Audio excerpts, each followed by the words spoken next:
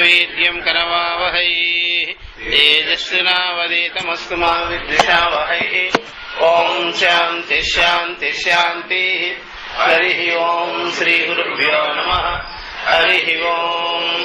ओम श्रुतिस्मृति पुराणानाम् आलयं करुणालयं नमामि भगवत्पादं शंकरं लोकशंकरं शंकरं शंकराचार्यं केशवं बादरायणं सूत्रभाष्यकृतौ वन्दे भगवन्तौ पुनः पुनः। ईश्वरो गुरुदात्मेति मूर्तिभेदविभागिने व्योमवद्व्याप्तदेहाय दक्षिणामूर्तये नमः। सर्वात्मदर्शनं तद्वत् द्वैतबुद्धिनिरासनं यस्य बोधे भवेत् सिद्धिः तस्मै श्रीगुरवे नमः। ब्रह्मानन्दं परमसुखदं केवलं ज्ञानमूर्तिं द्वन्द्वातीतं गगनसदृशं तत्त्वमस्यादिलक्ष्यम् एकं नित्यं विमलमचलं सर्वधी साक्षिभूतं भावातीतं त्रिगुणरहितं सद्गुरुं तन्नमामि। हरिः ओम श्रीगुरुभ्यो नमः। हरिः ओम।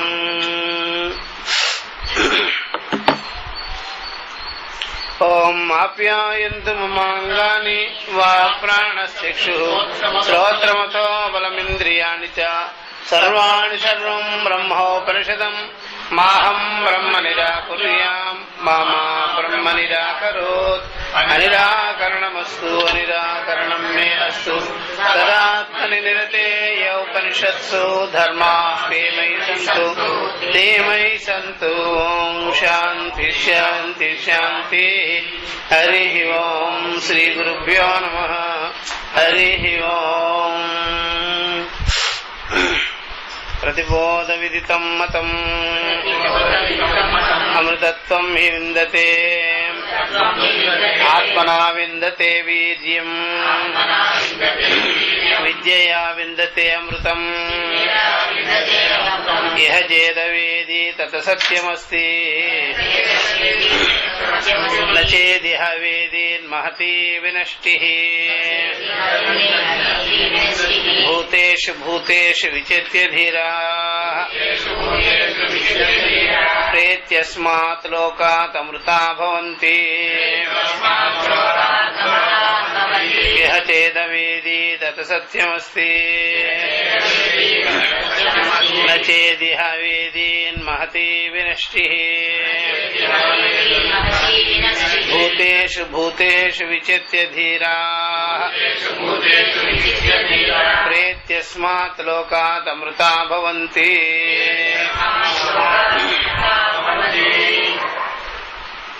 కాబట్టి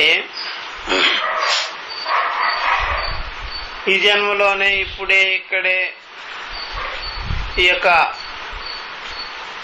ఆత్మజ్ఞానం కలిగించుకున్నట్లయితే ప్రతిబోధ విదితం అని విదిత విదితాభ్యాం అన్యః అని శ్రోత్రస్య శ్రోత్రం మనసో మనోయత అని తదేవ బ్రహ్మత్వం విద్ది నేదం విదితముపాసతే అని నత్ర చక్షుర్గచ్చది న వాగ్గచ్చది నో మనో న విద్మో అనే ప్రకారంగా ప్రతిబోధ విదితం లాగా బుద్ధికి సాక్షిగా సర్వేంద్రియాలకి సాక్షి స్వరూపంగా ప్రతిగాత్మ స్వరూపంగా ఈ ప్రకారంగా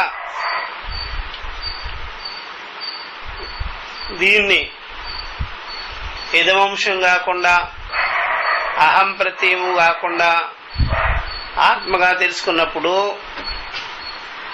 అది సరైన మాట అవుతుందండి. ఇక్కడే తెలుసుకోవాలి. అలా ఎవరైనా తెలుసుకోకుండా కానీ ఆ జీవితాన్ని ఆ కాలాన్ని ఆ సందర్భాన్ని వృధాగా కానీ వదిలేసుకున్నట్లయితే చాలా నష్టం జరుగుతుంది. అందుకనే 3 పాయింట్లు చెప్పారు.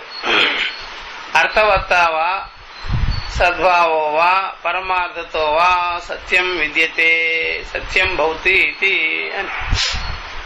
అర్థవత్వం అవుతుందంటే సార్థకత అవుతుంది, సద్భావం అవుతుంది, మంచి అవుతుంది, సత్యం సరైనది అవుతుంది, ఇది పరమార్థం అవుతుంది, యథార్థం అవుతుంది, ఇదే అసలైన సత్యం, నచేదిహ వేదిత, ఒకవేళ కానీ ఇక్కడ కానీ తెలియకుండా తెలుసుకోకుండా మనము అహమస్మి బ్రహ్మ అని నిశ్చయం చేసుకోకుండా ముక్తిని మోక్షాన్ని పొందకుండా మనము సంసారిగానే శరీరాన్ని వదిలేస్తే, అజ్ఞానంతోనే శరీరాన్ని వదిలేస్తే, స్పష్టం కాకుండానే వదిలిపెట్టేసినట్లయితే, జీవించి ఉండగానే తెలుసుకోకుండా, అప్పుడు ఈ అధికారి అయి కూడా వీనికి జ్ఞానం కలగవలసి ఉండి కూడా ఇలాగ వదిలేసినట్లయితే అది చాలా నష్టం. మహతి దీర్ఘ అనంత వినష్టి, చాలా నష్టం, దీర్ఘమైన నష్టం, అనంతమైనటువంటి నష్టం. అందుకనే భాష్కరులు వినాశనం జన్మ జరామరణాది ప్రబంధ విచ్ఛేద లక్షణ సంసారగతి. ఎలాంటి వినాశం అయ్యా అంటే జన్మ జరామరణాదులతో కూడుకున్నటువంటి బంధింపబడినటువంటి ఈ చక్రంలో ఇరుక్కొని మనము అవిచ్ఛేద రూపమైనటువంటి సంసార గతిని పొందవలసి ఉంటుంది. అవిచ్ఛేదం అంటే ఇక విచ్ఛిన్నతే కాదు, ఇంకా దానిలో నుంచి విడిపోవడం అనేది, బయటపడడం అనేది ఉండదన్నమాట. అంతే, తగులుకోవడమే పని. అందుకనే జనాలు ఈ తగులుకునే లక్షణాలు ఉంటాయి కాబట్టి జరా, అందుకనే వివేకం కలగదు, కలిగించినా కలిగించుకోరు, కలగదు వాళ్ళకి. ఎవరైనా పనిగట్టుకొని కానీ కలిగించేదానికి ప్రయత్నం చేసినా వాళ్ళకి పని ఉన్నది అని వదిలిచ్చేసుకుంటారు. ఎవరికి? జనాలు. మాకు ఇంకా పని ఉంది, ఇంకా చేయవలసిన సాధనాదులన్నీ మిక్కటంగా మిక్కిలి ఉన్నది అని వదిలించుకొని పారిపోతారు. అందుకనే అంత బలవత్కరంగా ఉంటుందన్నమాట. అందుకనే అక్కడ మేము ఎంతో చేస్తూ ఉన్నప్పటికీ కూడా మమ్మల్ని ఆ విధంగా బలవంతంగా లాగేస్తుందండి మనస్సు విషయాల మీదకి. అలా ఆ ప్రకారంగా జనాలు వాళ్ళ ప్రవృత్తి ఆ విధంగానే బలవంతంగా శక్తిమంతంగా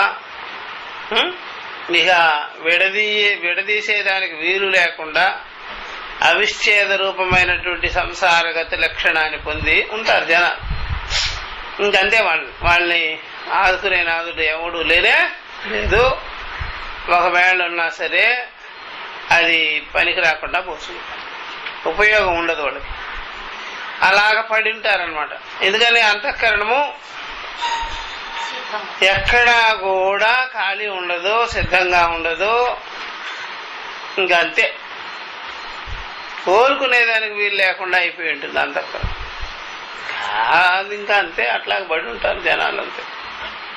కాబట్టి ఎప్పుడు చూసినా సరే కర్త కర్మ ఫలభేదాలతో ఎప్పుడు బిజీగా ఉండిపోతుంది ఆ అంతఃకరణాలన్నీ.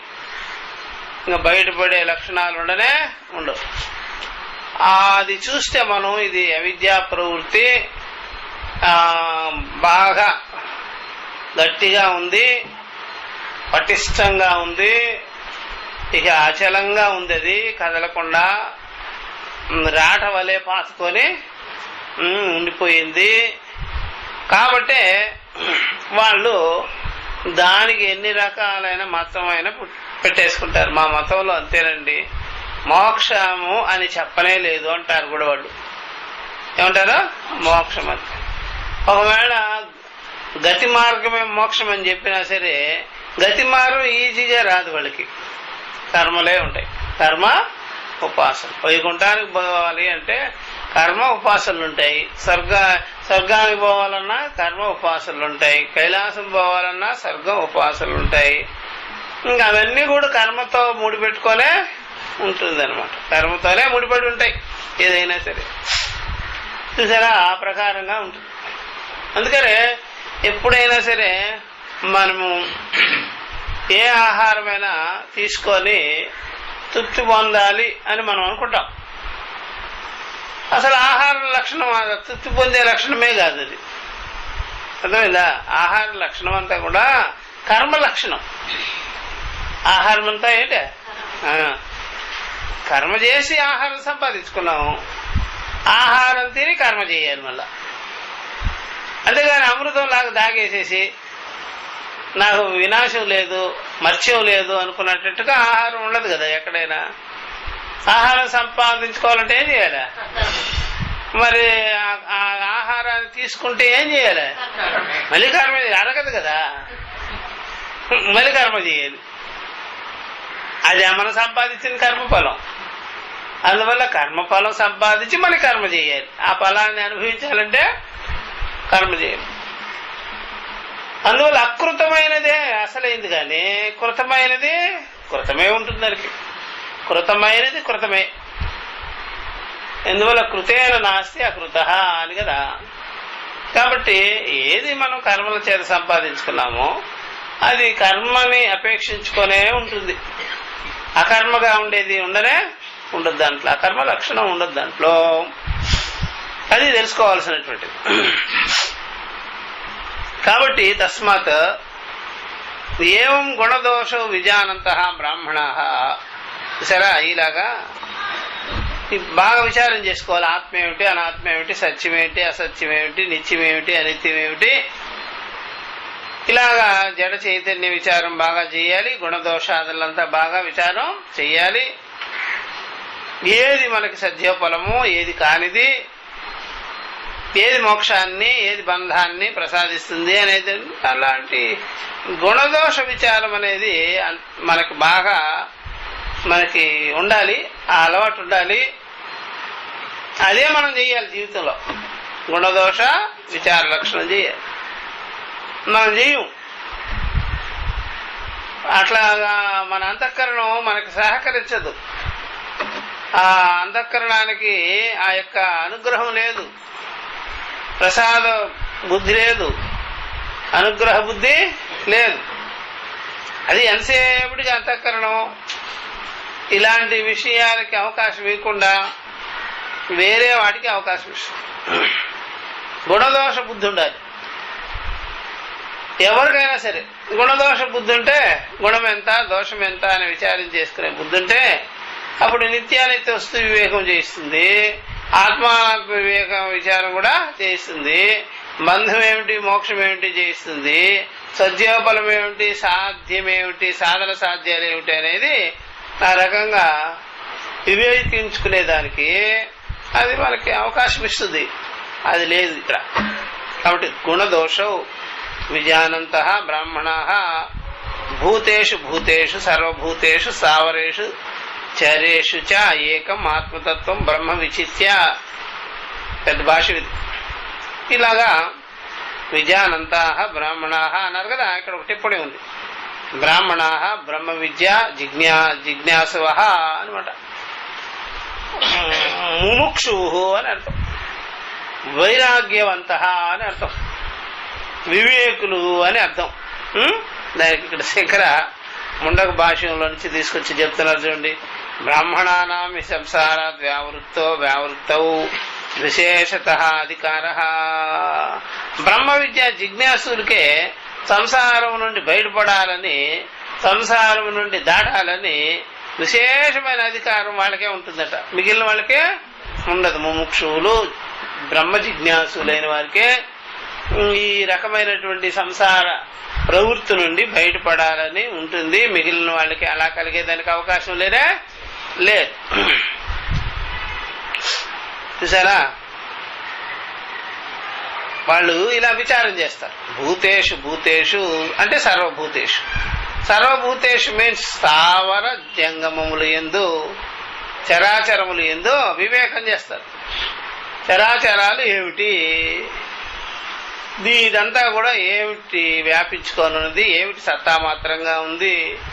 అశరీరేషు శరీరేషు అశరీర అనవస్థేషు అవస్థిత అణోరణీయాన్ మహతో మహీయాన్. ఇట్లా విచారం చేస్తారు. ఇలాగ విచారం చేసుకొని మొత్తం జగత్తునంతా కూడా ఇక్కడ ఒక్కటే సత్యము. సర్వక్షేత్రేషు క్షేత్రజ్ఞ ఏవ సత్యం. క్షేత్రజ్ఞ ఏవ ఆత్మ బ్రహ్మ పరమాత్మ అని విచారం చేసుకుంటారు. ఏకం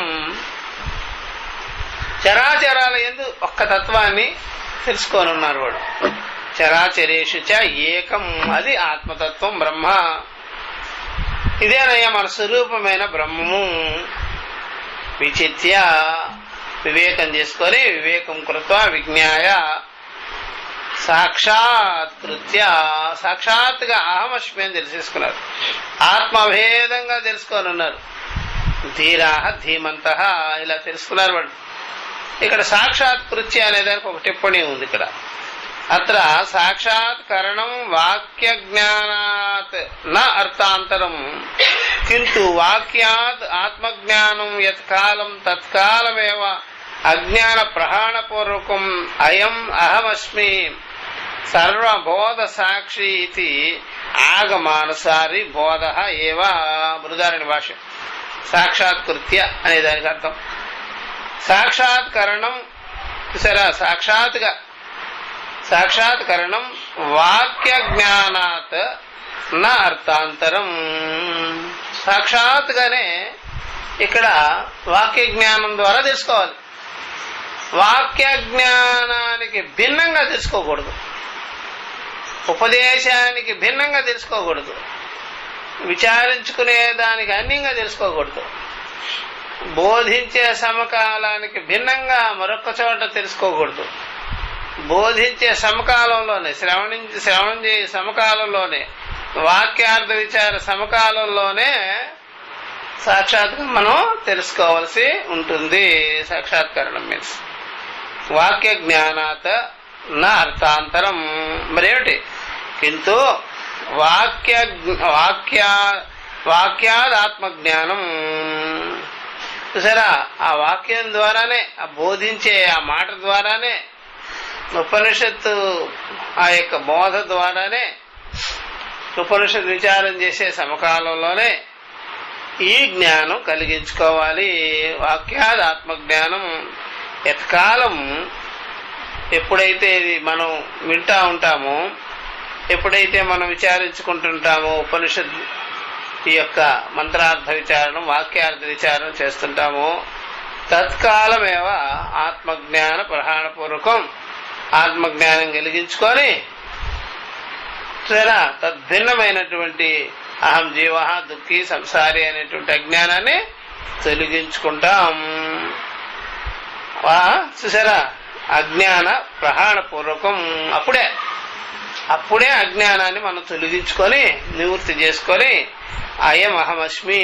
ఈ వాక్యార్థ అర్థం ఉందే, ఈ వాక్యార్థం ఉంది, ఉపనిషత్ వాక్యార్థము, ఈ మహావాక్యార్థము, అది నేనే, అయం అహమస్మి అని కలిగించుకోవాలి. సర్వబోధ సాక్షి ఇది ఆగమానుసారి. ఈ సర్వబోధలకి, బుద్ధి ప్రత్యయాలకి, బుద్ధి ఆలోచనలకి నేనే అనుభవంగా ఉన్నాను, సాక్షిగా ఉన్నాను. సర్వబోధ సాక్షి ఇది ఆగమానుసారి. చూసారా, గురువు శాస్త్ర ప్రమాణముల ద్వారా చెప్పే సమకాలంలోనే కలిగించుకునే బోధే దీన్ని ప్రతిబోధ అంటాం. దీని ఏమంటాం? ప్రతిబోధ. ఈ జ్ఞానమే ఆత్మజ్ఞానం భౌతి. ఇట్లా తెలుసుకోవాలి. దీని సాక్షాత్కృత్య అంటే మనం చెప్పు సమకాలంలోనే తెలుసుకోవాలి, బోధించే సమకాలంలోనే తెలుసుకోవాలి. అందువల్ల వాక్యార్థ విచార సమకాలేయవ ఆత్మజ్ఞానం భవతి అని చెప్పేది ఇంతే. సాక్షాత్కృత్య ధీరాహ ధీమంతః. ధీరాహ ధీమంతః. ఇలాగా మనం నిశ్చయం చేసుకొని ఉండాలి. ఎప్పుడైనా నిశ్చయం ఇలాగా చేసుకొని ఉండాలన్నమాట. బాగా గుర్తుపెట్టుకోవచ్చు. అంతేగాని తద్భిన్నంగా మనం ఏదేదో చేసేసుకుంటే కుదరదు. ఇప్పుడు వ్యవహారంలో ఎక్కడైనా సరే మనము ఏదో పొద్దున అన్నమో సద్దన్నం ఉందనుకోండి, బాగా చల్లగా ఉందనుకోండి, మనం ఓపిక పట్టల మనం తినేసాం. తినేసిన తర్వాత వేడి వేడి అన్నం వచ్చేసింది. అప్పుడు ఏం చేస్తారండి? చల్లగా ఉండే తినేసాము. తినేసిన తర్వాత వేడిగా వస్తే ఏం చేస్తారా?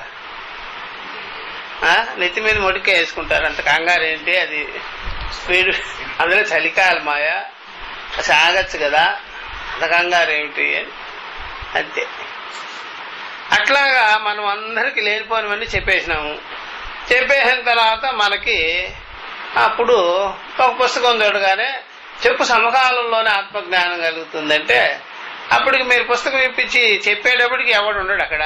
వినేసి వెళ్ళిపోయారు. ఏంటి? రకరకాలుగా వినేశారు, వెళ్ళిపోయారు. అప్పుడు మీకు జ్ఞానం కలిగినా లాభంలే. అర్థమైందా? కాబట్టి చాలా మందిని మీరు చదువు చెప్పేసేసి అయిపోయిన తర్వాత పంపించేసిన తర్వాత మీ జ్ఞానోదయం కలిగినా లాభంలే. ఎందుకని? క్లాసులో ఒకళ్ళు లేడు, వెళ్ళిపోయాడంతా. అందుకనే విద్యార్థులు శిష్యులందరూ ఉన్నప్పుడు మీకు ఆ జ్ఞానం ఉండాలి. శిష్యులందరూ తలా ఒక దిక్కు వెళ్ళిపోయారు రకరకాలుగా నేర్చుకొని. అప్పుడు మీ జ్ఞానోదయం అవుతే ఎవరికి లాభం? ఎప్పుడు ఉండాలి ఆ నిశ్చయం? ముందే ఉండాలి. 10 మందిని చంపిన తర్వాత డాక్టర్ అయితే ఏం లాభం అయ్యా? అప్పుడేం లాభంలా. ముందుగానే అందువల్ల వాక్య మాత్రాదేవ జ్ఞానం భవతి అనేది ముందుగా ఎప్పుడు చెప్పావు? ఇది ఎప్పుడు? అది బాగా గుర్తుపెట్టుకోవచ్చు. ఈ మాట నా నోట్లో నుంచి ఎప్పుడు వేదాంతం తెలుసుకున్నామో అప్పటి నుంచే చెప్తున్నా. ఈ 10 ఏళ్ళ తర్వాత 20 ఏళ్ళ తర్వాత వచ్చిన మాట కాదు ఇది. మొదటి నుంచి అదే పని. అర్థమైందా? ఇది తెలుసుకునేదానికి మా బుద్ధి రెడీగా ఉండేది. తెలుసుకున్న తర్వాత బోధ అలాగే ఉండేది, రెడీమేడ్ బోధ. అంతేగాని ఇది ఒక అంచెలంచెలుగా తెలుసుకున్నది కానే కాదు. అట్లా బాగా గుర్తుపెట్టుకోవాల్సి.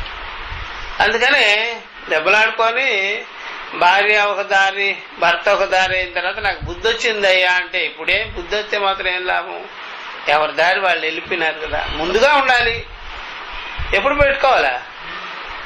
భార్య భర్త బుద్ధి సమన్వయంగా ఎప్పుడు ఉండాలా? సీన్ ఉండేటప్పుడు కదా.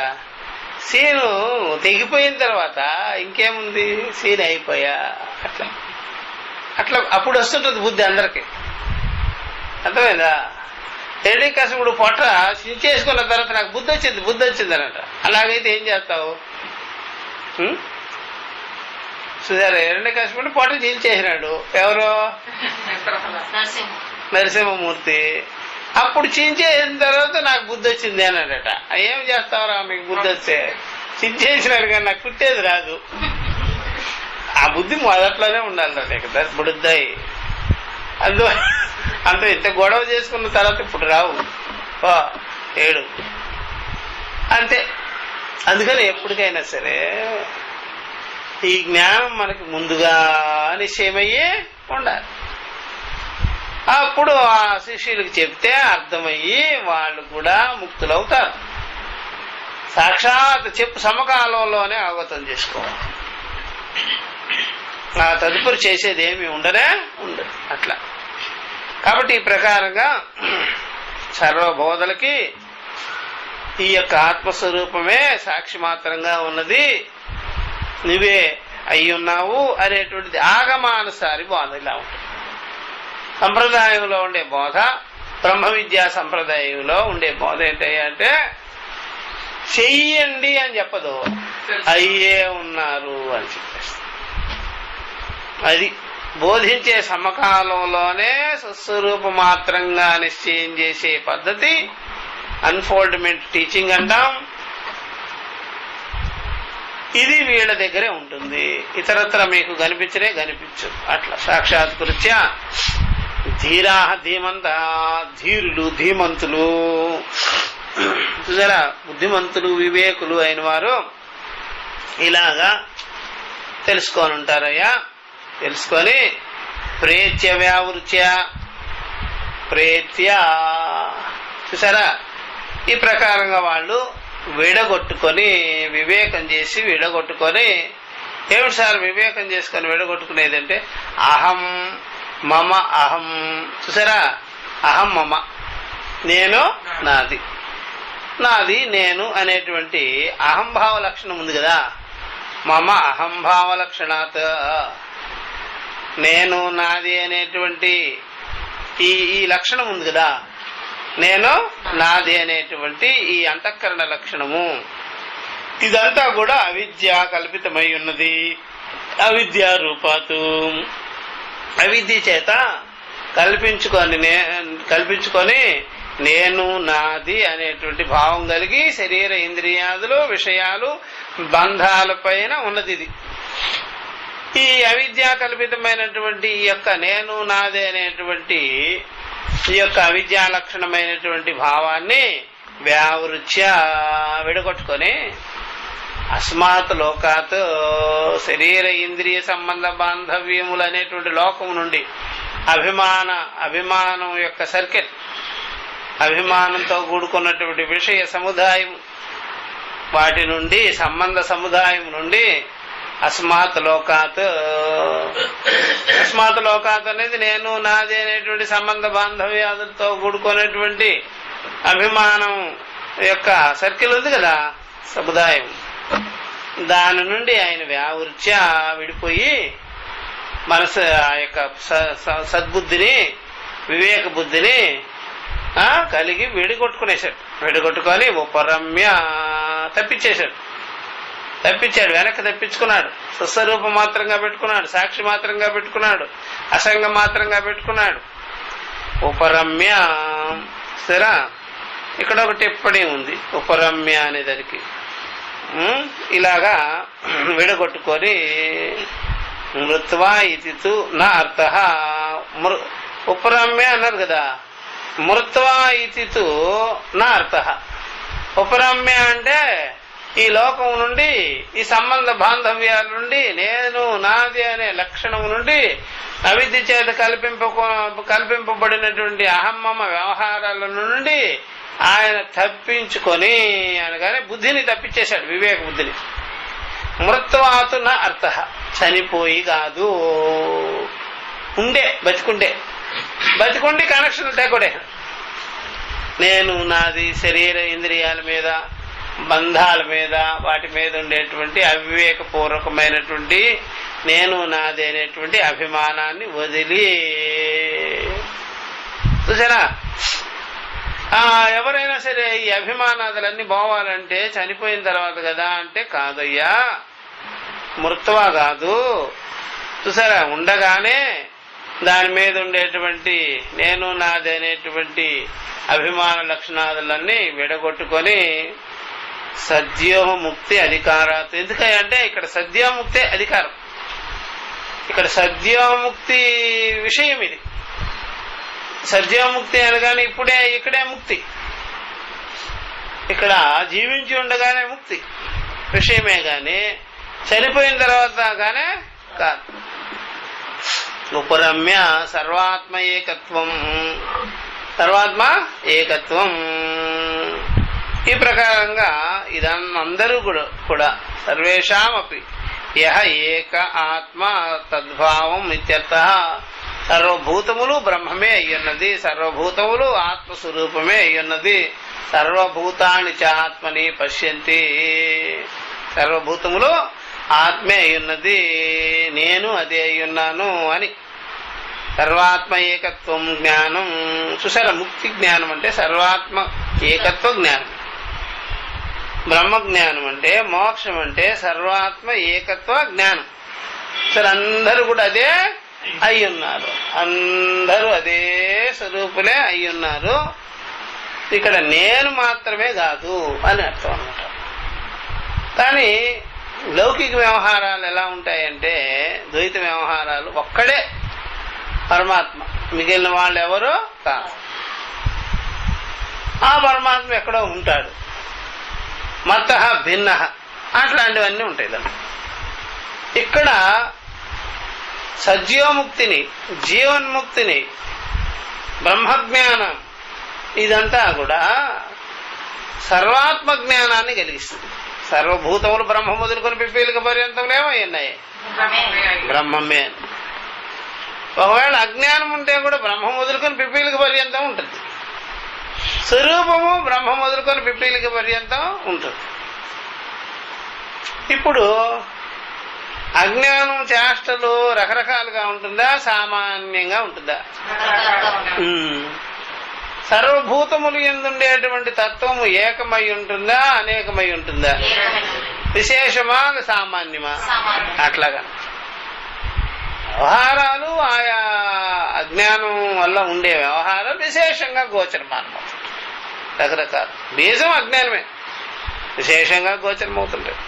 సర్వాత్మ ఏకత్వ జ్ఞానం, సర్వాత్మ ఏకత్వం, అద్వైతం ఆపన్నాహ సంతః, అద్వైత స్వరూపాన్ని పొందిన వారై ఉన్నారు.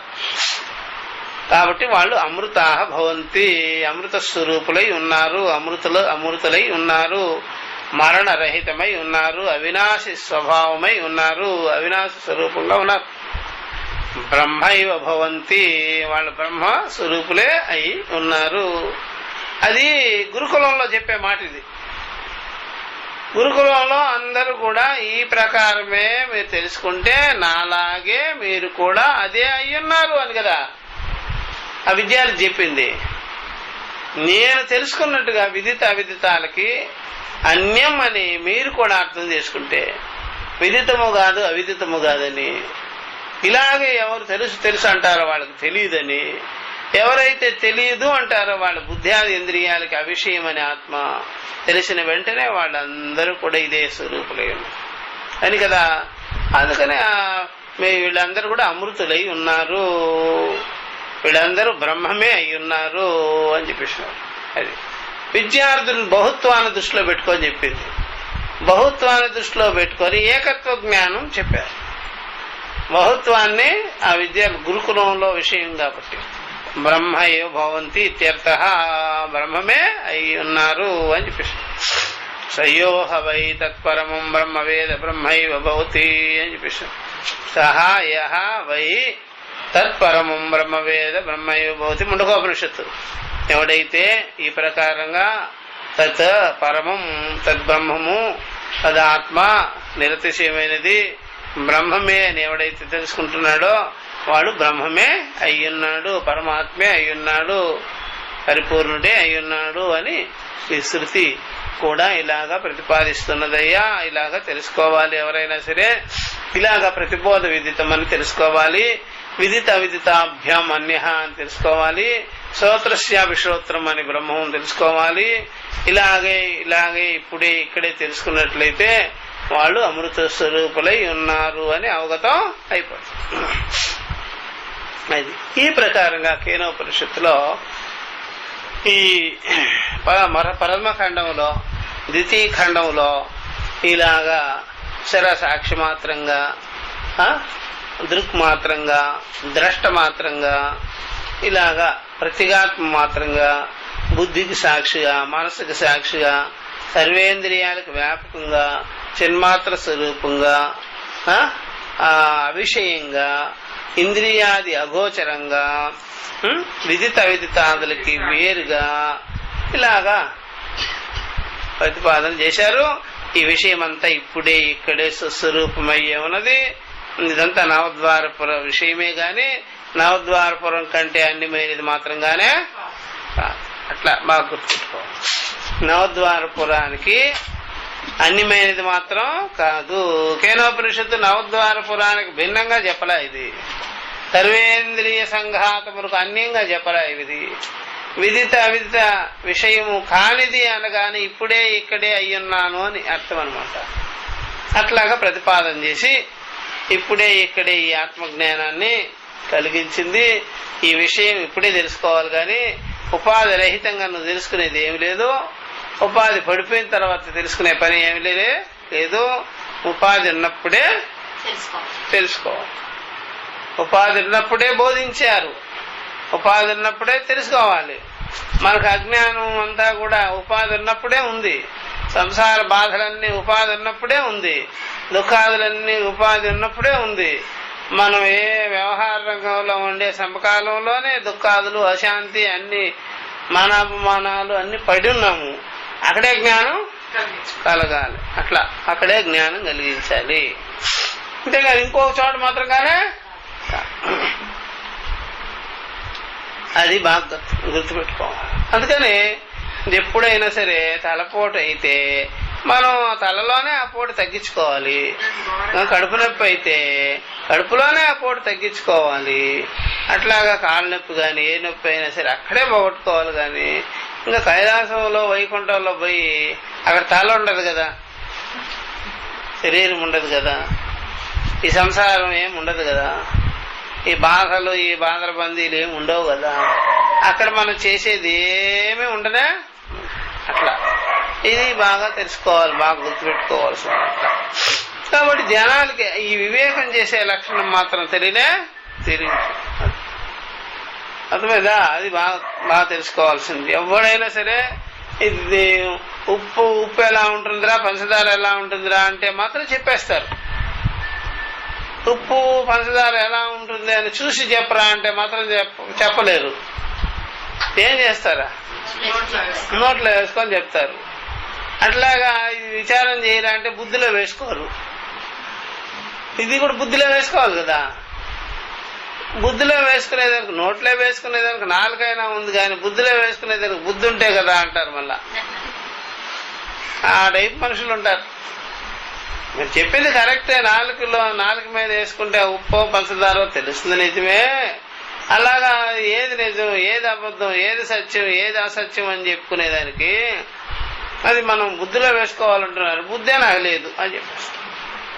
అట్లాంటి జనాలు కొల్లలుగా ఉండబట్టే కాబట్టి సదసద్వివేకం చేసేదానికి వీలు కాకుండా ఉన్నది. ఎప్పుడైనా సరే ఆ యొక్క సద్బుద్ధి ఉండాలి. ఆ సద్బుద్ధి విషయ ఇంద్రియాల నుండి విరమించుకొని ఉండాలి. ఆ విషయేంద్రియాల నుంచి విరమించుకున్న బుద్ధి మంచి ఉపనిషత్తు విజ్ఞానం దగ్గరికి చేరుకోవాలి.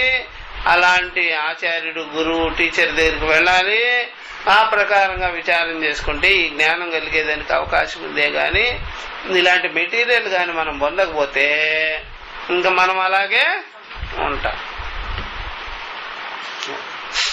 ఇదంతా కూడా ప్రథమ ఖండ, ద్వితీయ ఖండంలో చెప్పారు. తృతీయ ఖండానికి వచ్చాము. ఇక్కడ దేవతలకి రాక్షసులకి జరిగినటువంటి వ్యవహారాన్ని ఇక్కడ చూపిస్తూ వాళ్ళకి మిథ్యాభిమానం ఎందుకు కలిగిందిరా బాబు, ఈ మిథ్యాభిమానం వల్లనే కదా, తప్పు తెలివి వల్లనే కదా, ఈ అహంకరించుకోవడం వల్లనే కదా, ఈ యొక్క మనుషులకి ఉండేటువంటి ఈ యొక్క అల్పమైనటువంటి ఆ యొక్క అహంకార అభిమాన లక్షణాల వల్లనే కదా వాళ్ళు సత్యానికి దూరం అవుతున్నారు, యథార్థానికి దూరం అవుతున్నారని ఇక్కడ ఈ ప్రస్తావన తీసుకొచ్చి చూపించారనమాట. ఇది యక్ష ఉపాఖ్యానం అంటాము.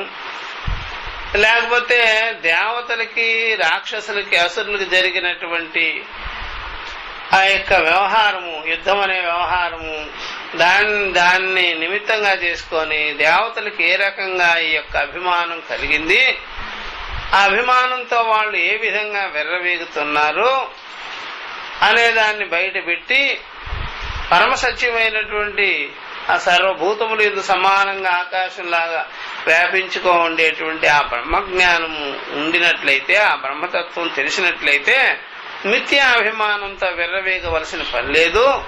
సర్వభూత సమం బ్రహ్మ అని తెలుసుకుంటాడు కాబట్టి సర్వత్ర సమదర్శన అనేది వస్తుంది. చూసారా? ఆ విధంగా విద్యా వినయ సంపన్నే బ్రాహ్మణే గవిహస్తిని సునిచయస్వపాకేచి పండిత సమదర్శన అనే జ్ఞానం ఆ సర్వభూతాలని హేళన చేయదు. వాళ్ళు ఏదో చేసే పనుల మీద అభిమానం, అట్లాగా అహంకారం, మదం అలా పెట్టుకోరు.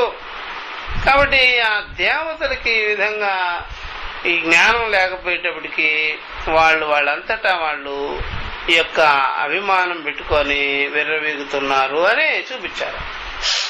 ఇది పౌరాణిక విషయం కాదు, ఇది ఆధ్యాత్మిక విషయమై ఉంది. మరి ఆధ్యాత్మిక విషయం అయితే దేవతలు ఎందుకు అన్నారు అంటే, దేవతలు ఏదో మనం ఇంతవరకు మీరు ఎప్పుడైనా పురాణాల్లోనే దేవతల యొక్క చర్చలు వినుంటారు. ఇక్కడ మీరు దేవతలు మన యొక్క ఇంద్రియ అధిదేవతలు అని విని ఉండరు. ఈ దేవతలు అనేవాళ్ళు ఇంద్రియ అధిదేవతలని మనం వినకపోవడం బట్టి మనకి ఆ రకమైనటువంటి ఆ యొక్క ఆ స్పష్టత అనేది అది తెలియకుండా అయిపోయింది. అది అందుకనే మనం ఏ ఏ భూతత్వం కలిగి ఉన్నామో అదంతా కలిపి దేవతామయమే, ప్రకృతిమయమే, ఈ విశ్వమయమయ్యే ఉంది. పంచభూతాలు, ఈ పంచకోశ శరీరమే, సూర్యచంద్రాదులు అవన్నీ కూడా ఈ పంచకోశాల కంటే వేరుగా లేదు. కాబట్టి ప్రకృతిలో ఏమేమి ఉన్నాయో అమోఘమైన అద్భుతమైనటువంటి మహాశక్తివంతమైన బలాలు ఈ శరీరం కంటే వేరుగా అది ఉండడం లేదు. కాబట్టి సర్వభూతాలు అంటే ఉపాధులన్నీ, పంచభూతాత్మకమైన ఉపాధులన్నీ, ఈ పంచభూతాత్మకమైన ప్రకృతి ఇవన్నీ కూడా ఒక్కటే గాని వేరుగానే కాదు, అంతా సంఘాతమే.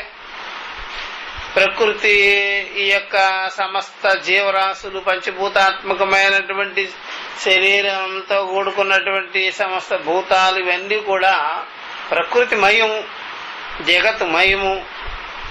ఇదంతా కూడా బ్రహ్మాండమయమే, తద్భిన్నంగా ఏమీ లేదనమాట. అందువల్ల ఆది భౌతికంగాని, ఆధ్యాత్మికంగాని, ఆది దైవికంగాని మన శరీర ఇంద్రియాదులకు అన్యంగా లేదంతా ఒక ముద్ద. కాబట్టి అందరూ సమానంగా ఈ శక్తిని, యుక్తిని, అన్ని సమర్థతని పంచుకోవాల్సిందే. ఏవైనా సరే సమానంగా అందరూ పంచుకోవాల్సింది. ఆ ప్రకారంగా శరీరంలో ప్రతి అవయవము, ప్రతి అణువు పంచభూతాలని పంచుకున్నట్టుగానే ప్రకృతిని పంచుకొనే ఉన్నాయి సమస్త దేహాలు. ప్రకృతి కంటే వేరుగా దానికి ఏమి వ్యవహారం, సొంత వ్యవహారం ఏమిలే, ప్రకృతితో సమానంగానే మన వ్యవహారాలన్నీ ఉంటాయి. ప్రకృతికి మాత్రం భిన్నంగా ఉండదు. అది బాగా గుర్తుపెట్టుకోండి. అందుకనే మన మనసు కూడా అది అవిద్యా లక్షణం అనుకున్నా సరే ప్రకృతినే వాంఛిస్తుంది. అది ప్రకృతికి భిన్నంగా మాత్రం దాని వాంఛ, కోరికలు ఉండనే. ప్రకృతిపరమైన ఆలోచనలు, ఆ యొక్క వాసనలు, ఆ యొక్క సంస్కారాలు, ఆశాపాశములు ప్రకృతికి విరుద్ధంగా మాత్రం ఉండదు. ఇదే దీనికంటే వేరుగా ఉండనే ఉండదు. అట్లా అది బాగా గుర్తుపెట్టుకోవాల్సింది. అంతేగాని ఇంక వేరే ఏమి ఉండవు ఎప్పుడైనా సరే. ఎట్లాగయ్యా అంటే ఎప్పుడైనా సరే సముద్రంలో వేటకు వెళ్లే వాళ్ళు ఎక్కువగా మరి రైతు బజారుకి వెళ్తాము అని అనుకోరు.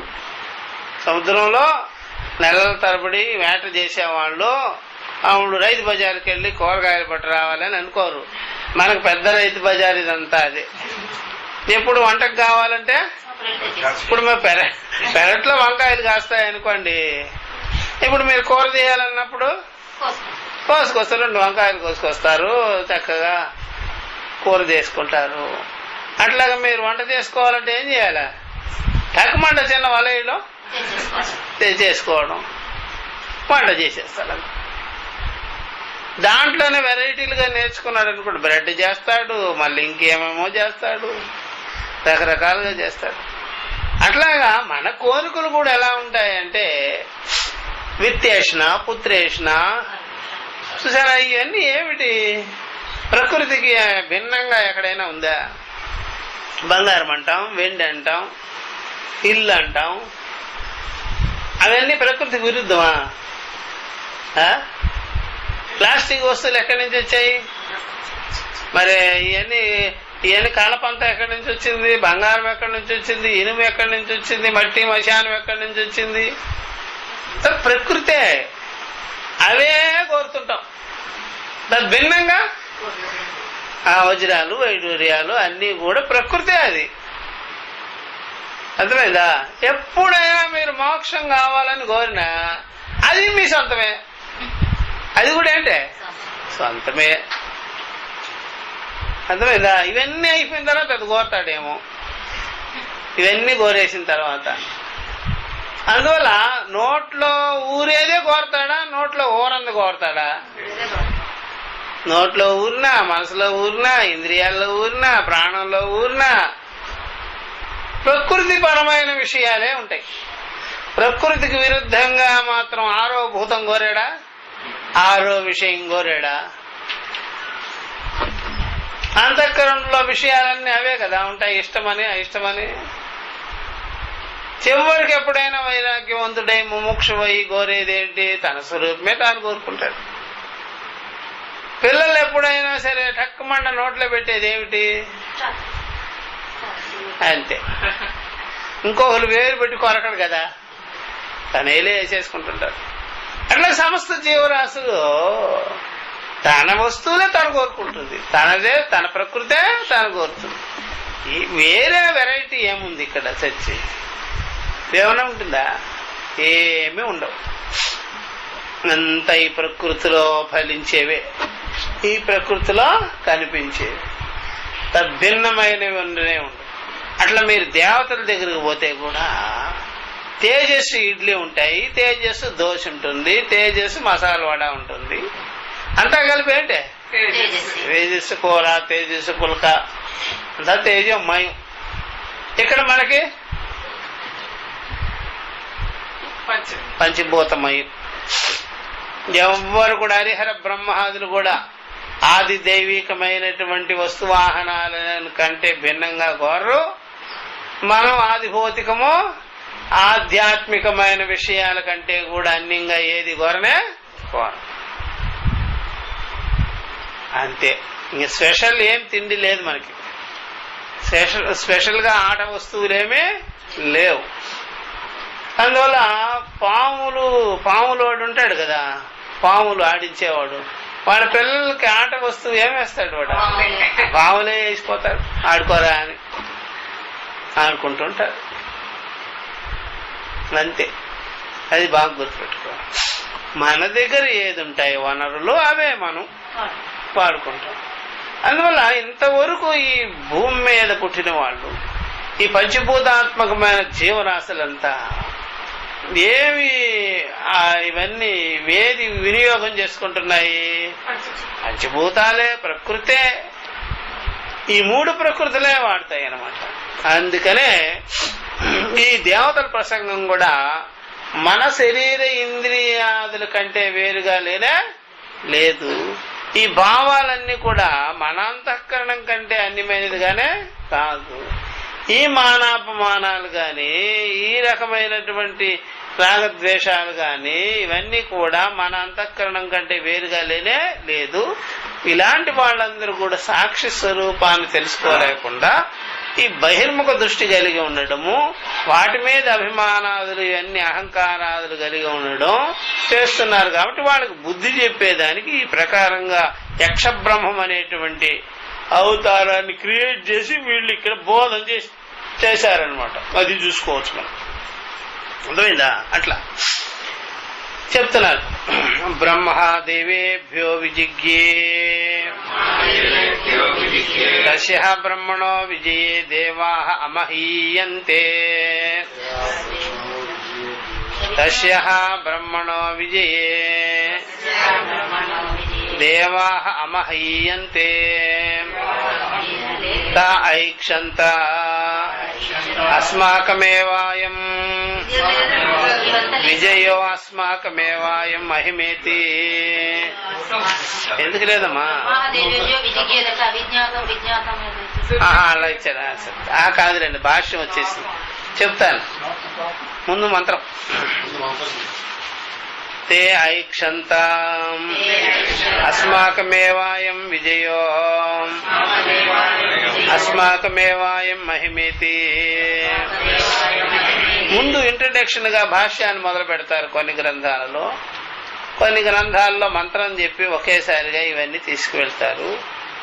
ఇక్కడ ఈ సచ్చిదానంద స్వాముల వారు ఏంటంటే ఇది పెద్ద లోతుపాతులైన విషయం కాదు కాబట్టి ముందు మంత్రం చెప్పేసి భాష్యం చెప్పేసుకుంటామని వెళ్ళారు. అట్లా చెప్తున్నారు ఇక్కడ ఇంట్రడక్షన్, అవతరణిక. బ్రహ్మదేవేభ్యో విజిజ్ఞే. ఇది సంబంధం అనమాట. సంబంధం మొదలు పెట్టారు. సంబంధం లేకుండా విషయంలోకి వెళ్ళకూడదు. కాబట్టి బ్రహ్మాది దేవతలు బ్రహ్మము ఆ దేవతల యొక్క విజయాన్ని చూసి ఏమిటి ఈ ప్రకారంగా విర్రవీగుతున్నారు, ఏమిటి విధంగా వాళ్ళు అహంకరిస్తూ అభిమానపడుతూ వాళ్ళు చేసిన ఎతికించిన పనిని గొప్పగా పౌడుకుంటున్నారు అని బ్రహ్మ తత్వము యక్ష రూపంలో క్వశ్చన్ చేసిందనమాట. అది అవిజ్ఞాతం విజానత, విజ్ఞాతం అవిజానత ఇత్యాది శ్రవణాత్ యదస్తి తద్విజ్ఞాతం ప్రమాణైః యన్నాస్తి తద్ అవిజ్ఞాతం శశవిషాణకల్పం అత్యంతమేవ అసదృష్టం. కాబట్టి ఈ ప్రసంగం ఇక్కడి నుంచి బ్రహ్మాదేవేభ్యో విజిజ్ఞే అని మొదలైంది. కాబట్టి ఈ ప్రకారంగా మనం చెప్పుకున్నది ఏమిటి, అవిజ్ఞాతం విజానతామని.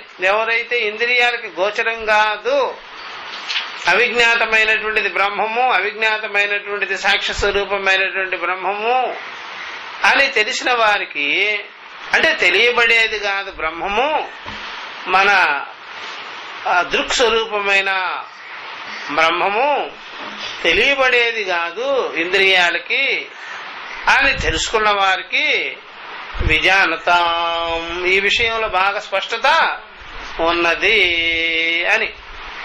ఎవరైతే విజ్ఞాతం అనుకుంటున్నారో అది తెలిసిపోతుంది సాధనల వల్ల, అది తెలుసుకోవచ్చు. అదంతా కూడా బుద్ధి జ్ఞానము, మనోజ్ఞానము, భావనా జ్ఞానము, అది తెలిసిపోయే విషయమే, అది అది అది గోచర విషయమే అని అనుకుంటారో వాళ్ళకి ఆ వస్తుతంత్ర జ్ఞానము, ఆ అపరోక్షమైన జ్ఞానం పట్ల సరైనటువంటి అవగాహన నిశ్చయమో లేనే అవిజానత అని చెప్పి వెరీ సింపుల్, ఇదే తెలుసుకోవచ్చు. కాబట్టి జనాలు ఈ టైపులో ఉన్నారు, అందరూ తెలిసిపోతుంది అది అర్థమైపోతుంది, అది విషయం అయిపోతుంది అని భలే ప్రచారాలు చేస్తుంటారు జనాలు. ఎందుకని ఆ అలవాట్లలో ఉన్నారు కదా అందరూ, తెలిసిపోతుందని. ఇలాగ కొంతమంది తెలిసిపోతుంది అని. ఆ తెలిసిపోతుంది అనేవాడు, అర్థమైపోతుంది అనేవాడు, మనకి ఇంద్రియ గోచరము అని తెలుసుకున్నవాడు, వాడు అది విషయం తెలుసుకున్న తర్వాత మీరు ఎప్పుడైనా వేదనానుభవంగా తెలిసేసుకున్నారనుకోండి బ్రహ్మజ్ఞానాన్ని, అవి సంసార బంధాలు ఏం ఓడవు వాళ్ళకి, అలాగే ఉంటాయి. అందుకనే వాళ్ళు ట్రై చేస్తుంటారు ఎప్పుడైనా సరే, అలా ట్రై చేస్తుంటారు. ఏమయ్యా అంటే మీరు ఎప్పుడైనా సరే మీరేదో కరుడు కట్టిన తీవ్రవాదులు అనుకోండి, మీరు ఈ విద్యార్థులందరూ కరుడు కట్టిన వేదాంతం విన్న వాళ్ళంతా కరుడు కట్టిన తీవ్రవాదం. ఎందుకంటే మీకు నియమాలు నిబంధనలు ఏమి లేదు, అదే ఉంటారు అనుకోండి. మీ వారిని తీసుకొచ్చి వేదాంతం వినిపించామనుకోండి, వెంటనే వాళ్ళకి ఆ విషయం అయిపోయి అర్థమైపోయి రెండో రోజు నుంచి సాంబార్లో ఉల్లిపాయ ఏకే, అద్దెన్న నేను ఇద్దెన్న నేను నిద్రలేసి నేను ధ్యానం చేసుకోవాలి, నేను అట్లాగా మౌనంగా కూర్చోవాలి. ఇదేమిటండి మేము ఇంతకాలం నుంచి వేదాంతం విన్నా సరే మౌనంలోకి వెళ్ళలేదు, మీరు ఈ మధ్య వినడం మొదలుపెట్టిన మౌనంలోకి వెళ్ళిపోతున్నారు ఏంటి అని. అందుకనే కరుడు కట్టిన తీవ్రవాదులు వీరి అర్థం. వీళ్ళు మాత్రం ఎంత నియమాలు, ఎంత నిబంధన, ఎంత వినయం, ఎంత విధి నిషేధాలు అన్ని పెట్టుకోవాలి. సరే జనాలు అలాగా వాళ్ళకి ఏంటంటే అలాగ బ్రహ్మం విషయం అయిపోయేటప్పటికి అప్పుడు నేను జీవుడు మారాలి అనుకునేసినాడు. జీవుడు మారాలి, బ్రహ్మం విషయం అయిపోతే జీవుడు మారాలి. బ్రహ్మం విషయం కాలేదంటే నేను అయ్యే ఉన్నాను కంటే మారవలసిన పని లేదు, నేనేం చేసినా అంటారు అని. వాళ్ళకి విషయం అయిపోయేటప్పటికి జీవుడు మారాలి, అది అవిషయం బ్రహ్మ అని తెలుసుకున్న తర్వాత అహమస్మి అని తెలిసిన తర్వాత ఈ మనం చేసే వ్యవహారాలకి బ్రహ్మజ్ఞానానికి ఏం సంబంధం లేదని అర్థమైపోయింది. అర్థమైందా? అందువల్ల విషయం చేసుకునే వాళ్ళందరూ అవి టెక్నికల్ పనులన్నీ చేస్తుంటారు. ఇట్లా విషయం చేసేసుకున్నారు కదా, ఏదో మార్పు కనిపించాలి, మార్పు చూపిస్తారు. కొంతమంది నా దగ్గరికి వస్తుంటారు, చిత్ర విచిత్రమైన మనుషులు.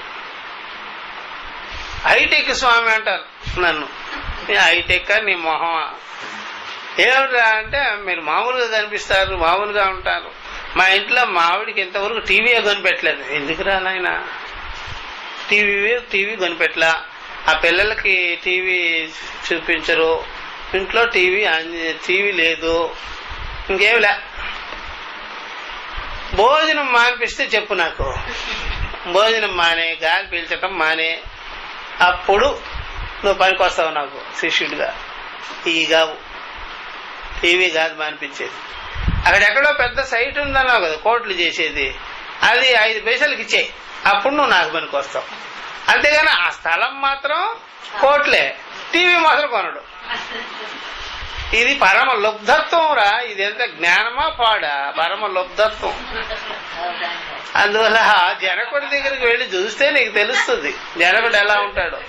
పరమ లోభి కాదు ఆయన, అన్ని అనుభవించేస్తాడు, బ్రహ్మజ్ఞానంతో ఉంటాడు. మీలాగా లోభి ఎక్కడ చూడాలా. అందువల్ల టీవీ కొనిపెట్టలేదు, అది కొనిపెట్టలేదు, ఇది కొనిపెట్టలేదు, అది బ్రహ్మజ్ఞాన లక్షణం కాదు, అది భ్రాంతి జ్ఞాన లక్షణం. అందువల్ల ఆ సైట్ ఏమో రేటు రాలేదు అంటుంటాడు, దాని మీద ఆశ. అందుకనే ఆ గీతలో చెప్పింది అశోచ్యాన్ అన్వశోచ ప్రజ్ఞావాదాంశ. ఇలాంటి విషయాలకేమో ప్రజ్ఞ. వీడు పండితుడు అనాలా, పామరుడు అనాలా? ఎక్కువ శాతం ఈ టైపు కనిపిస్తారు మనకి. కొద్దిగా ఏదో వేదాంతం కొద్దిగా అనేటప్పటికీ నియమ నిబంధనలు పెట్టేస్తారు. ఎట్లా ఉండాలి, ఎలా ఉండాలి, మౌనంగా ఉండాలి, ఎలా ఉండాలి, పైకి చూస్తూ ఉండాలి, పైన ఏముండాలి అట్లా. మళ్ళా వాళ్ళ దీక్షలు అది ఇది అద్భుతంగా ఉంటాయి. దీక్షలుగా ఉంటాయి. అయ్యప్ప డ్రెస్ వేసుకుంటే చాలు, ఏమే బయట ఉన్నావా, అలాగైతే నాకు కనిపించుకో, వండకో, బయట ఇంట్లో అడుగు పెట్టకో. ఎందుకని అయ్యప్ప ఏమన్నా అంటాడు మళ్ళా. చాలా కఠినం నియమాలు. మనసులో మాత్రం ఏమీ ఉండదు. కర్తృత్వం, భోక్తృత్వం, ఆశ, పాశం, అహంకారం, మమకారం అన్ని చెత్తంతా అక్కడ. ఇక్కడ శుద్ధి శుద్ధి శుద్ధి శుద్ధి, అది సింధు చేసుకో ముందు. ఇలాగా చూసారా, విజ్ఞాతం అంటారు వాడు. ఆ తెలుసు తెలియపోతుంది, సాధన చేస్తే నాకు కనిపించేస్తుంది, అది చేస్తే ఇది చేస్తే అది విషయమైపోయేది అనుకునే వాళ్ళకి మాత్రం అవిజ్ఞానత. ఇత్యాది శ్రవణాతో ఇలాంటివన్నీ చెప్పి పెట్టుంది. అది విదితం కాదు, అవిదితం కాదు. అవిదితం అన్న వాళ్ళకి స్పష్టత ఉంటుంది, విదితం అనే వాళ్ళకి అది స్పష్టత కాలేదు. ఇంద్రియ అవేద్యం ఇత్యాది శ్రవణాత్ యదస్తి తద్ విజ్ఞాతం ప్రమాణై. ఏదైతే ఉందో అది తెలుసుకోవాలి ప్రమాణముల ద్వారా. ప్రమాణముల ద్వారా తెలిస్తే ఇంకేముంది, విషయం అయిపోయినట్టు కదా, దృశ్యం అయిపోయినట్టే కదా. ఏదో నాస్తి, ఏది లేదో తది అవిజ్ఞానం, అది లేనిదేనయ్యా. ఏది లేదో అది తెలియపడదు, లేనిదే. శర్ష విషాణవద్దు, కుందేడు కొమ్ములాగా. కుందేడు కొమ్మును ఎవరు చూశాడు ఇంతవరకు? కాబట్టి కుందేడు కొమ్ములాగా బ్రహ్మము లేనిదే, తెలియబడదు అంటే. అందుకనే మేము ఏదో ఒక రూపాన్ని క్రియేట్ చేసాం అనుకుంటారు వాళ్ళు. కాబట్టి శర్ష విషాణ కల్పం అత్యంతమేవ అసదృష్టం. అత్యంతంగా లేనిదే కుందేడు కొమ్ములాగా. కాబట్టి ఇలా ఉంది మ్యాటరు. ఇక పామురు లేని వాళ్ళు, మందబుద్ధి కలిగినటువంటి వాళ్ళకి ఈ విషయము అర్థంగానే కాదు. ఉన్న విషయం ప్రమాణాలతో అర్థం చేసుకోవాలి, ఇంద్రియ ప్రమాణాలతో. లేదంటామా కుందేడు కొమ్మ లాగా అత్యంతంగా లేనిదే కదా. మరి ఇట్లా ఉంది విషయము. ఈ బ్రహ్మమేమో అది ప్రమాణాల చేత గోచరము కాదు, అసలు లేనిది కాదు, అసలు లేనిది అనే మాట కాదు, అది ప్రమాణాల చేత గోచరమయ్యేది కాదు. మరి మందబుద్ధులకి ఎలాగ అర్థమవుతుంది కానీ ఇక్కడ సందర్భం వచ్చింది. తథాయిదం చెప్తున్నాడు, తథాయిదం బ్రహ్మ అవిజ్ఞాతత్వాత్ అసదేవ ఇది మందబుద్ధీనాం వ్యామోహో మా భూతిది తదర్థః ఇయం ఆఖ్యాయిక ఆరభ్యతే. మరి విషయం ఇలా ఉంటే ఇలా చెప్తున్నారు.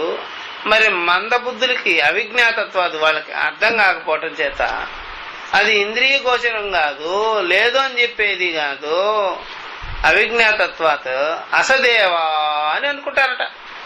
ఎవరు? మందబుద్ధులు. మందబుద్ధులు అంటే అర్థం ఏంటి? మూఢబుద్ధులు, బుద్ధికి వివేకం లేనివారు, బుద్ధికి వివేకం లేనివారు అని అర్థం. ఇంకొక టిప్పణి ఉంది దీనికి. యద్యపి బ్రహ్మణ ప్రమాణ గోచరం, ప్రమాణాలు గోచరమయ్యేది కాదు బ్రహ్మ. తథాపి ప్రమాతు ఆత్మైవ, అయినప్పటికీ కూడా ప్రమాత యొక్క స్వరూపమేది, తెలుసుకునేవాడి యొక్క స్వరూపమే, బుద్ధి కలిగిన వాడి యొక్క స్వరూపమే. ఎవడికి బుద్ధి ఉందో వాని యొక్క ఆత్మే అది. ప్రమాతుశ్చ అసత్వే ప్రమాణానామేవ అసత్వ ప్రసంగ ఇది. ప్రమాతే లేనప్పుడు ప్రమాణాలు ఏం పనిచేస్తాయి? ప్రమాతే లేనప్పుడు, ప్రమాతే కానప్పుడు ప్రమాణాలు పని చెయ్యవు కదా అనే ప్రసంగం వస్తుంది అనమాట. నా తత్ ప్రఖ్యానం యుజ్యతే, అలాగా అనుకుంటారేమో, అది తప్పది. చూసారా, ఇక్కడ ప్రమాణాలకు విషయం కాదు అన్నప్పుడు ప్రమాత లేడని కాదు, అక్కడ ప్రమాత ఉన్నాడు, ప్రమాతే ఆత్మ, ప్రమాతే ఆత్మ, ప్రమాత స్వరూపమే బ్రహ్మము అన్నప్పటికీ ప్రమాణాలతో మీకేం పని? ప్రమాణాలు అవసరం లేదు. కాబట్టి తెలుసుకునేవాడే బ్రహ్మమై ఉన్నాడంటే వాడు దేనితో తెలుసుకోవాలి? అయ్యే ఉన్నాడుగా. తెలుసుకునేవాడే బ్రహ్మము అన్నప్పుడు ఆ తెలుసుకునేవాడు దేంతో బ్రహ్మాన్ని తెలుసుకోవాలి? తెలుసుకోవాల్సిన పని లేదు. దేర్ఫోర్ ఇలాగ నిశ్చయం చేసుకోవాలి. కానీ ఇక్కడ ప్రమాణ అవిషయం అనగానే ప్రమాద లేదు, ప్రమాద పనిచేయుడు అని అయిపోయింది. కాబట్టి మందబుద్ధులు విపరీతంగా కూడా అర్థం చేసుకునేదానికి వీలు అవుతుంది. కాబట్టి వాళ్ళకంతా కూడా ఈ రకమైనటువంటి కథా రూపంలో చెప్పాల్సి వచ్చింది. మందబుద్ధీనాంతో భ్రాంతి ఉపజాయితే బ్రహ్మ అసత్, మందబుద్ధికి భ్రాంతి కలుగుతుంది తప్పకుండా, బ్రహ్మ లేనే లేదు.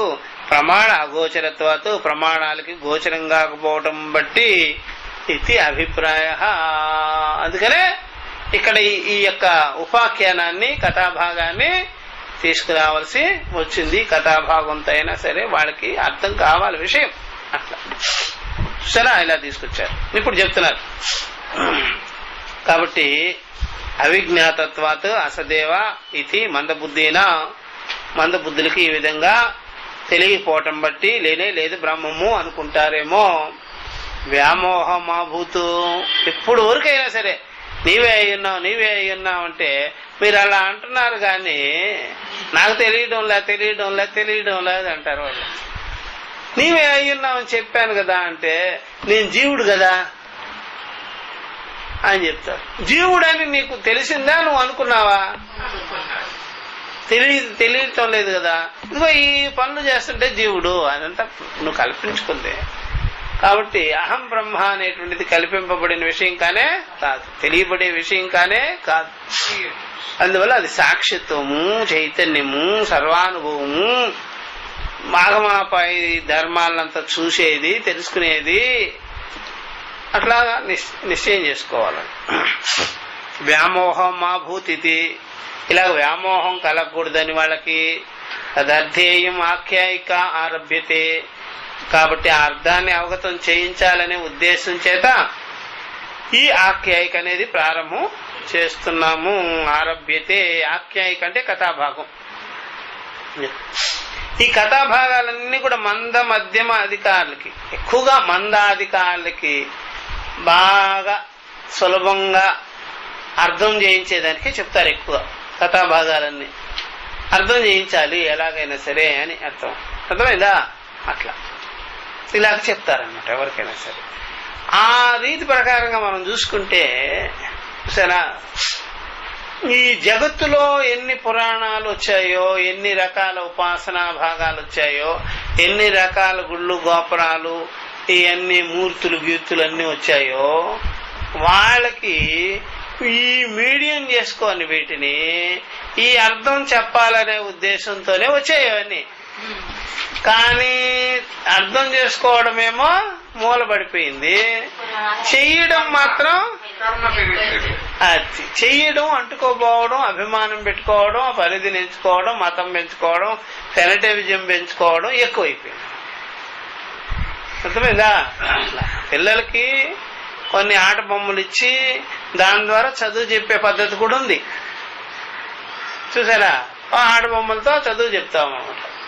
వాడేం చేశాడు, ఆ పిల్లవాడు గట్టికుడు, వాడు చదువు మానేసేసి నాకు ఏనుగంటేనే ఇష్టం అని కూర్చున్నాడు. ఊరి నీకు చదువు చెప్పేదానికి ఏనుగు బొమ్మ చూపిస్తే నాకు ఏనుగు బొమ్మే కావాలి, నాకు ఇంకేం వద్దు అంటే నువ్వు ఏం చేస్తావురా ఏనుగు బొమ్మ తీసుకొని? అందుకని చదువు చెప్పాలి వాడికి, అందుకని అది చూపించాం. వీడేం చేస్తున్నాడు, ఏ బీలు చూపించాం బొమ్మలు, దానికి కూడా నాకు ఇదే కావాలి, ఏ కావాలి, ముందుకు పోతే ఒట్టు అన్నాడు. ఏలో చేరిపోయాడు అంతే. బీకొద్దట, బీకొద్దు, నాకు బీకొద్దు అంటాడు. ఇంకేం చేయాలి వాడికి? ఈ టైపు మనుషులు మనకి ఈ ఇళ్లలో కనిపిస్తున్నారు. ఏదైనా చెబితే దాన్నే పట్టుకో. ఆ పురాణంతోనే పరిసమాప్తి, ఆ పురాణంలో ఉండే ప్రతీకమైన దేవతతోనే సమాప్తి. ఇంకా ముందుకు అడిగేస్తే ఒట్టు. దాంట్లో మీనింగ్ తెలుసుకునేది ఏముందిగా, అంతే. అట్లా అర్థమైందా? అట్లాగా ఎవరికైనా సరే ఏ అనే బిస్కెట్ పెద్దది ఇచ్చామనుకోండి, ఇది నీకు ఫుడ్ అని, ఏంటో నాకు ఇష్టం కదా నేను తిన్నదన్నాడు అంతే. పెద్ద బిస్కెట్ ఇచ్చారనుకోండి వాడికి, ఏ బిస్కెట్, ఇక ఏ వాడికి ఇష్టం కదా, ఇక తినడు. దాన్ని ఏం చేస్తాడు, దాచుకుంటాడు. ఎవరా తిన్నావు అంటే తినలే, ఎందుకు తినలేదురా, పెట్టాను కదా అంటే మీ ఏ అనేది ఇచ్చారు కదా అందుకు తిన్నాను నేను. ఇది కూడా లేదుగా, ఎందుకని అభిమానం పెట్టుకుంటారు. కాబట్టి అభిమానం వల్ల ఏమవుతుందంటే ఒక రకమైనటువంటి చూసారా మంకు పట్టుదలతో కూడుకున్నటువంటి అభిప్రాయం ఏర్పడుతుందే గాని దాంట్లో సారాంశం మాత్రం మనం తెలుసుకో. అట్లా అలాగా పురాణాలన్నీ ఈ గతి బట్టి చూసారా, ఆరాధనా స్థలాలన్నీ ఆ గతి బట్టి ముందుకు పోవడం మాత్రం లేదు. ఎక్కడ వేసిన వాళ్ళు అక్కడే ఉంటున్నారు. అట్లా అది ఈ ప్రకారంగా తదేవ హి బ్రహ్మ సర్వప్రకారేణ ప్రశాస్త్రుదేవానామపి పరో దేవః ఈశ్వరాణామపి పరమేశ్వరః దుర్విజ్ఞేయః దేవానాం జయహేతుః అసురాణాం పరాజయహేతుః తత్కథం నాస్తి ఇతి ఏతస్య అర్థస్య అనుకూలాని ఉత్తరాణి వచాంసి దృశ్యంతే.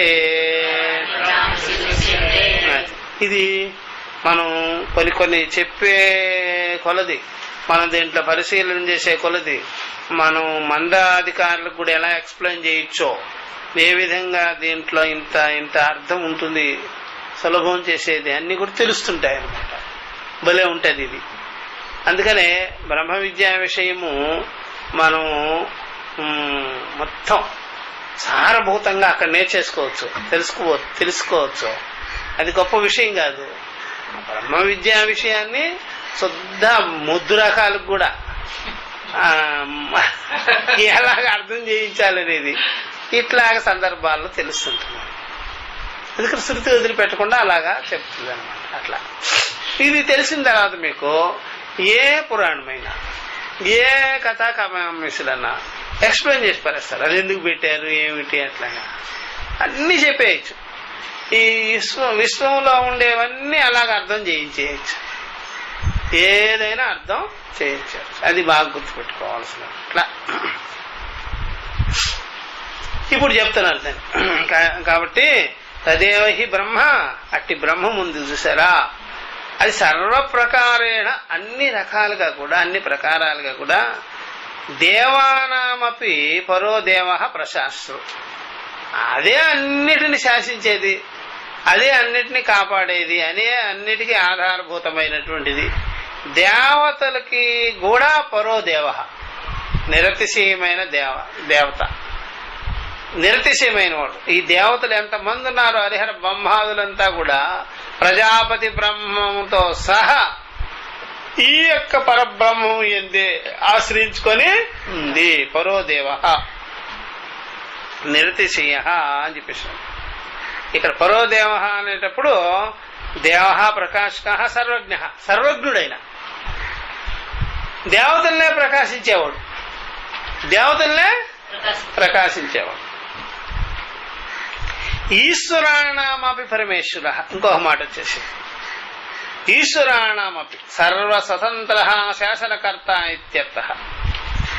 ఈశ్వరాణామపి అనగానే మీరు బాగా గుర్తుపెట్టుకోవాలి, బహువచనం అది. ఈశ్వరులు అంటే ఇంద్రుడు గాని, చంద్రుడు గాని, వాయువు గాని, అగ్ని గాని, యమధర్మరాజు గాని, ఎవరైనా ఈశ్వరులే వాళ్ళు. ఈశ్వరులు అంటే పరిపాలించే మంచి శక్తి సమర్థత కలిగినటువంటి వాళ్ళు. వాళ్ళ పరిపాలనలో వాళ్ళ ముఖ్యులు, వాళ్ళ పరిపాలనలో వాళ్ళ ముఖ్యులు.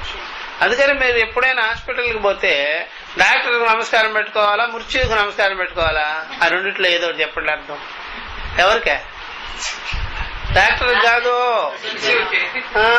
డాక్టర్కి పెడుతూ కూర్చున్నాం అనుకోండి, ఏంట్రా అదే ఆ టాబ్లెట్ పని చేయకుండా చేస్తాను బాబు అంటే ఎవరికి నమస్కారం పెట్టుకోవాలి? మృత్యువుకే.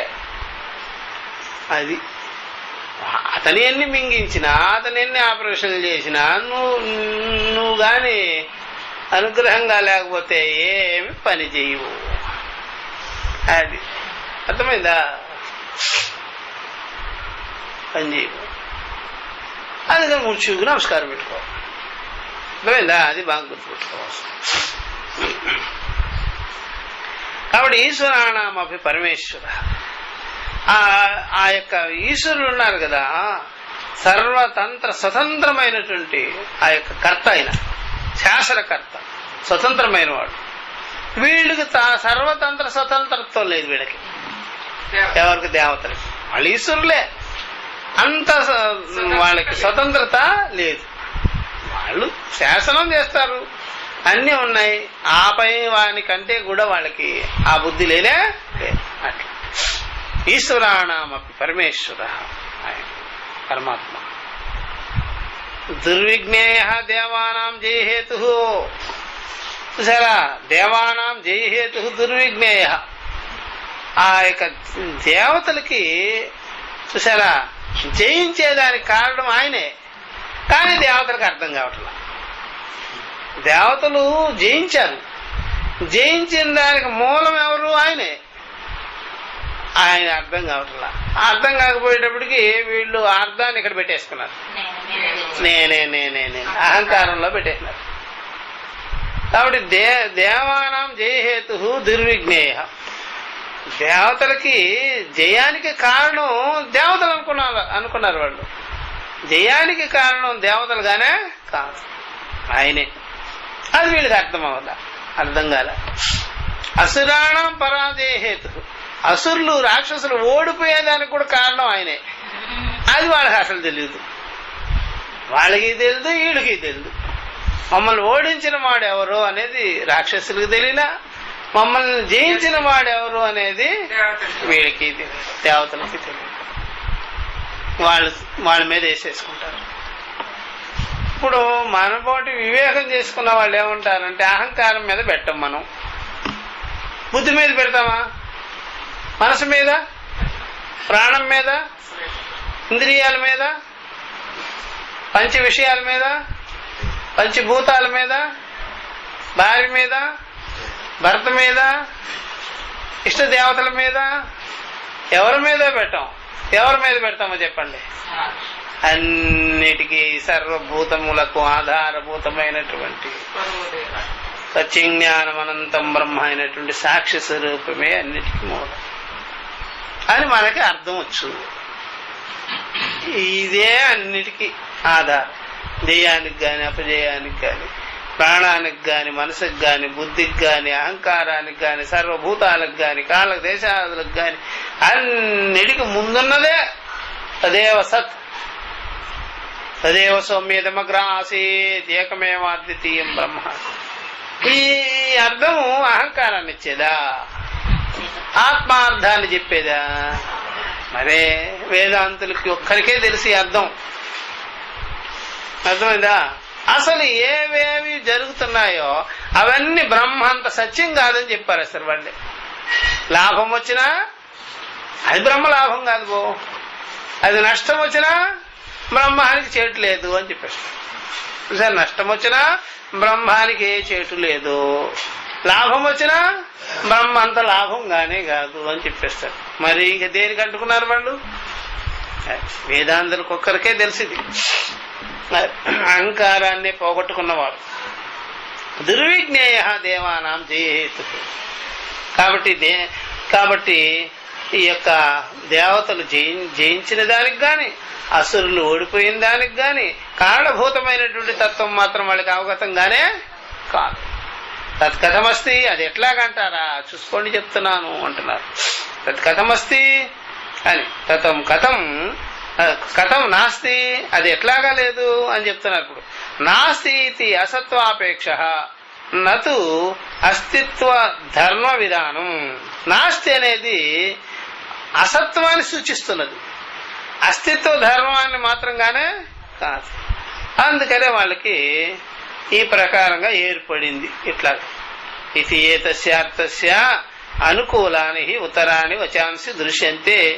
దీనికి ఒక సత్యం ఉంది, ఒకటి ఉన్నది, అది లేదు అని చెప్పుకునే దానికి వీల్లేదు, అది ఇక్కడ చూపిస్తున్నారు.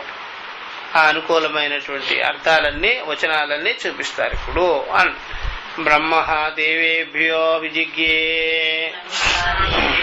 తస్య బ్రహ్మణో విజయే దేవా అమహీయంత ఐక్షంత. ఇంకా ఉందా భాష్యం? ఇంకా ఉందా? సరే, ఓకే, అది కూడా చెప్తాం.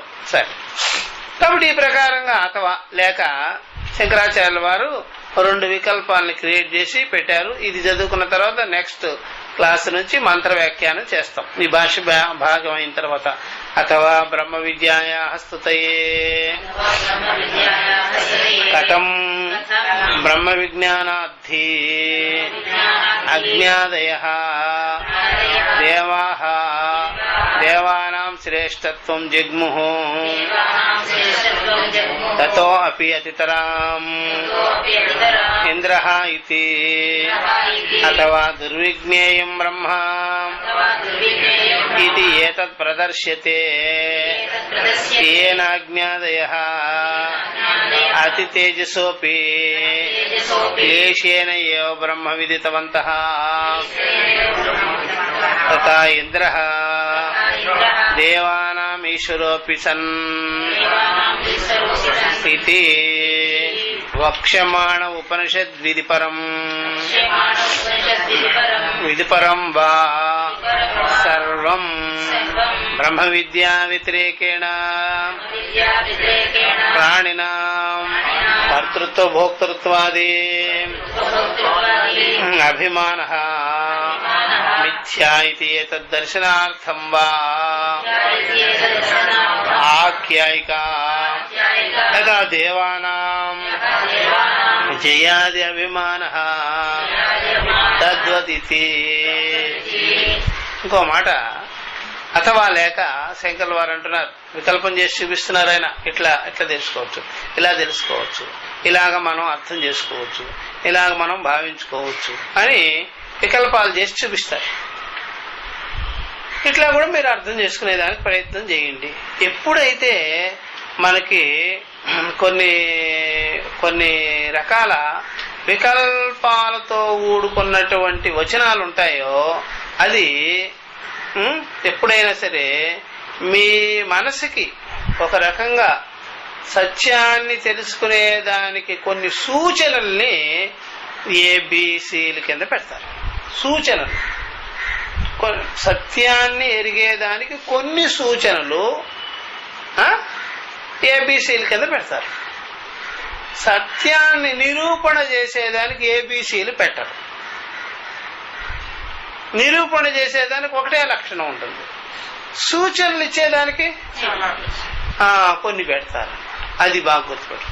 అందుకని సత్యాన్ని పలు రకాలుగా చెప్పరు. సత్యానికి కావలసినటువంటి ఉపాయ సూచనల్ని ఏబిసిలుగా చెప్తారన్నమాట.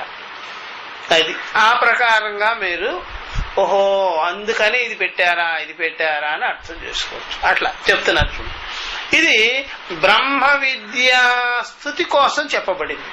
బ్రహ్మ విద్యా ప్రశంస. ఈ ఆఖ్యాయిక మనం వినగానే తెలియగానే మనకి బ్రహ్మ విద్యని ప్రశంస చేసేదానికి ఈ కథాభాగం అనేది క్రియేట్ చేశారు అని తెలుసు. ప్రశంస చేసేదానికి, బ్రహ్మ విద్య గొప్పతనం చెప్పేదానికి ఇలాగా చెప్పారు అనేది మనకు అర్థమవుతుంది. బ్రహ్మ విద్య గొప్పతనం ఈ కథాభాగాన్ని చూడగానే అమ్మమ్మమ్మ అనుకోవచ్చు, బ్రహ్మ విద్య ఎంత గొప్పదండి, ఇక్కడే వీళ్ళ పని ఇలా ఉంది అంటే బ్రహ్మ విద్య ఎంత గొప్పది అనమాట. అర్థమైందా? అది బాగా గుర్తుపెట్టుకోవాల్సి, అది తెలుసుకోవాల్సిన, అట్లా బాగా తెలుసుకోవాలి. ఇప్పుడు దీనికి ఒక సందర్భం చెప్తాం. ఎప్పుడైనా సరే, ఇప్పుడు ఎవరైనా సరే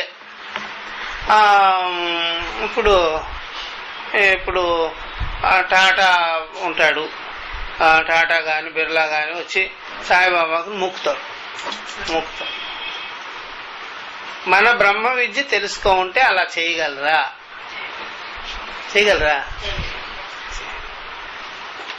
కుదరదు. ఎందుకని? అవసరంలా. ఆచార్యుడికే మొక్కుతారు వాళ్ళు. బ్రహ్మ విద్య ఆచార్యుడు బోధిస్తారే ఆయనకే అష్టాంగ నమస్కారం. ఇక్కడ ఆచార్యత్వం కాదు, అది ఒక జ్ఞాని ఇంకొక జ్ఞానికి వెళ్ళి నమస్కారం చేయవలసిన పని ఉండదు. ఒకటి, ఒక జ్ఞానికి ఇక శివుడు విష్ణువు వాళ్ళు కావాలా? అక్కర్లేదు. ఎందుకని? ఏమిటి ఇప్పుడు శివుడి దగ్గరికి పోయారనుకోండి, మీరు ఎందుకు వచ్చినావు అని అడుగుతాడు. శివుడు అడుగుతాడు, ఎందుకు వచ్చినావు? నాకు కొద్దిగా విభూతి కావాలని వచ్చిన. ఆ విభూతి అయితే పట్టుకోవాలి. ఆ శివుడు గట్టివాడు అనుకోండి, ఎప్పుడైనా సరే ఎందుకు వచ్చావు అంటే దర్శనం చేసుకుంటావు. నువ్వేం చదువుకున్నావు? ఉపనిషత్తులు. మరి ఉపనిషత్తులు అయితే నేనెందుకు నీకు? అర్థమైందా? ఒక బంగారు కొట్టాడు అనుకోండి, ఎదురుగా చిలకలపూడి రోల్ గోల్డ్ నగల కోసం వెళ్ళాడు అనుకోండి, అప్పుడు అడగడా ఏమని? అంటే బంగారు కొట్టు పెట్టుకొని రోల్ గోల్డ్ నగలు ఏం చేస్తావయ్యా నువ్వా? బంగారు కొట్టు పెట్టుకొని అని అడగరా? వీడు వెళ్ళడు, అవి కొనుక్కోడు, వాళ్ళతో సంబంధమే ఉండదు. అట్లాగే ఇప్పుడు ఎంతో డబ్బు వెచ్చించి ఆ వెంకటేశ్వర స్వామి దర్శనానికి పోయామనుకోండి, అది అప్పుడు ఇంత కష్టపడి వెళ్ళారనుకోండి, ఇంత డబ్బులు పెట్టి ఖర్చు పెట్టారనుకోండి, అదే బ్రహ్మ విద్య మనకి ఇలాగా మనం తెలుసుకుంటున్నాం కదా, అదంతా డబ్బులు పెట్టే విషయాలు అవన్నీ. అందుకని వీళ్ళ డబ్బులు ఆ విషయం రెండు ఒకటే. ఇక్కడ డబ్బుతో అందేది మాత్రం కానే. ఒకవేళ సరైన గురువు గారు వచ్చారనుకోండి, స్వామి నేను 10,000 దక్షిణ పెడితే నాకు విద్య వచ్చేసిందా? రాదు. మరి 20,000 పెడితే అసలు రాదు. 1,00,000 రూపాయలు పెడతానండి, అసలు రాదు. మరి ఎంత పెట్టాలండి? ఈ సముద్రం అంతా ఇచ్చినా రాదు, ఏమి రాదు. మరి ఎట్లా వస్తుందంటారు? నువ్వు గురువు దగ్గరికి వచ్చి శ్రవణాదులు చేస్తే వస్తుంది.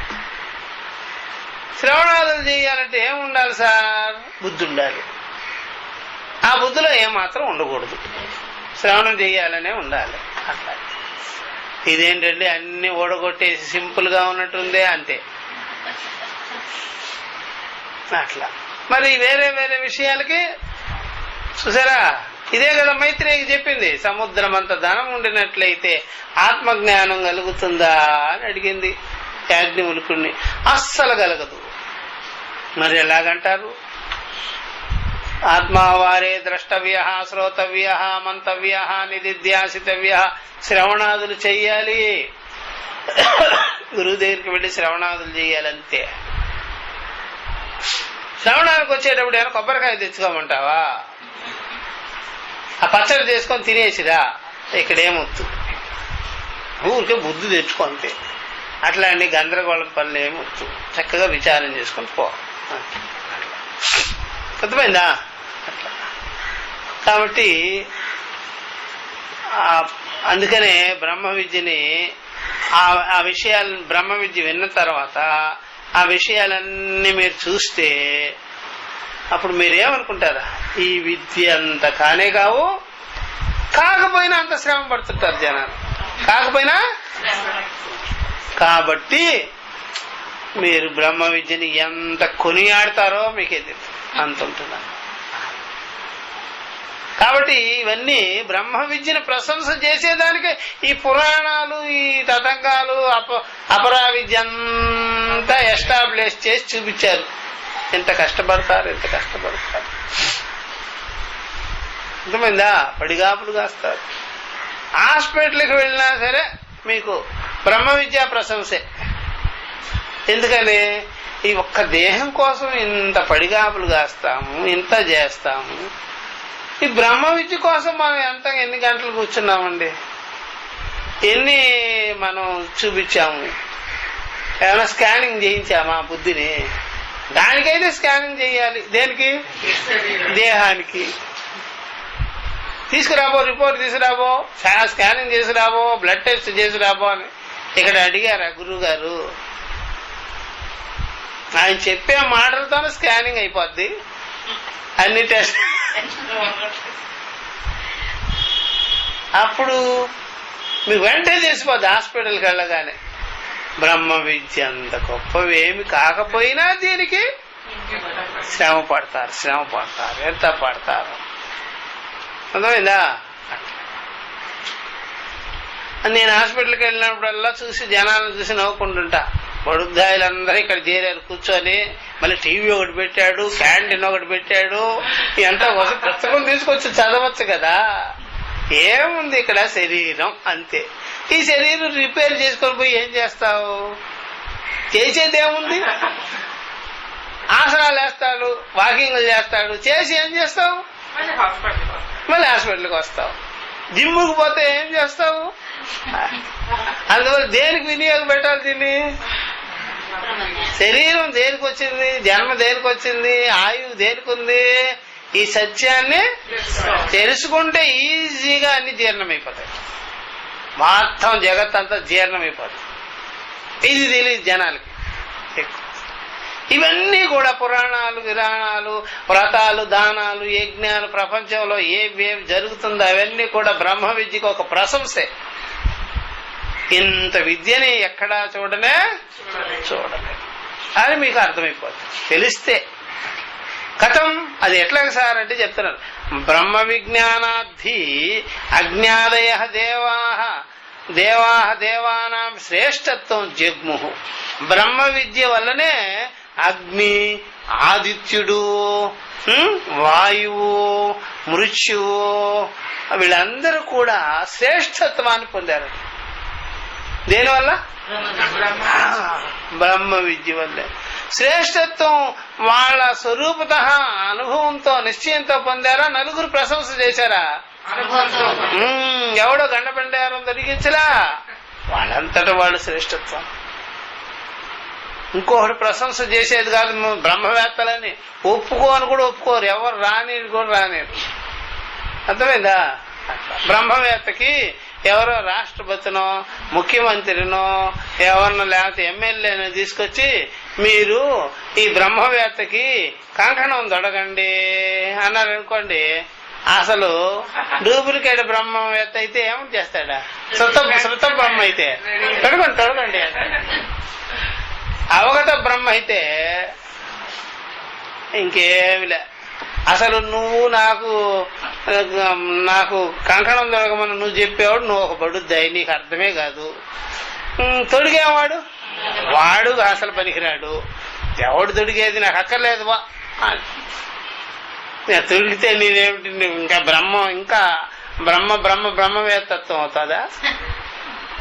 బ్రహ్మవిద్ వరిష్ఠుండా, బ్రహ్మవిద్ గరిష్ఠుండా, ఎందుకు ఇవ్వాలి అని ఏం చేస్తాడు? నువ్వు ముందు శ్రవణం చేయరా, ఇవన్నీ మాకెందుకు ఇవన్నీ అని చెప్పేస్తా.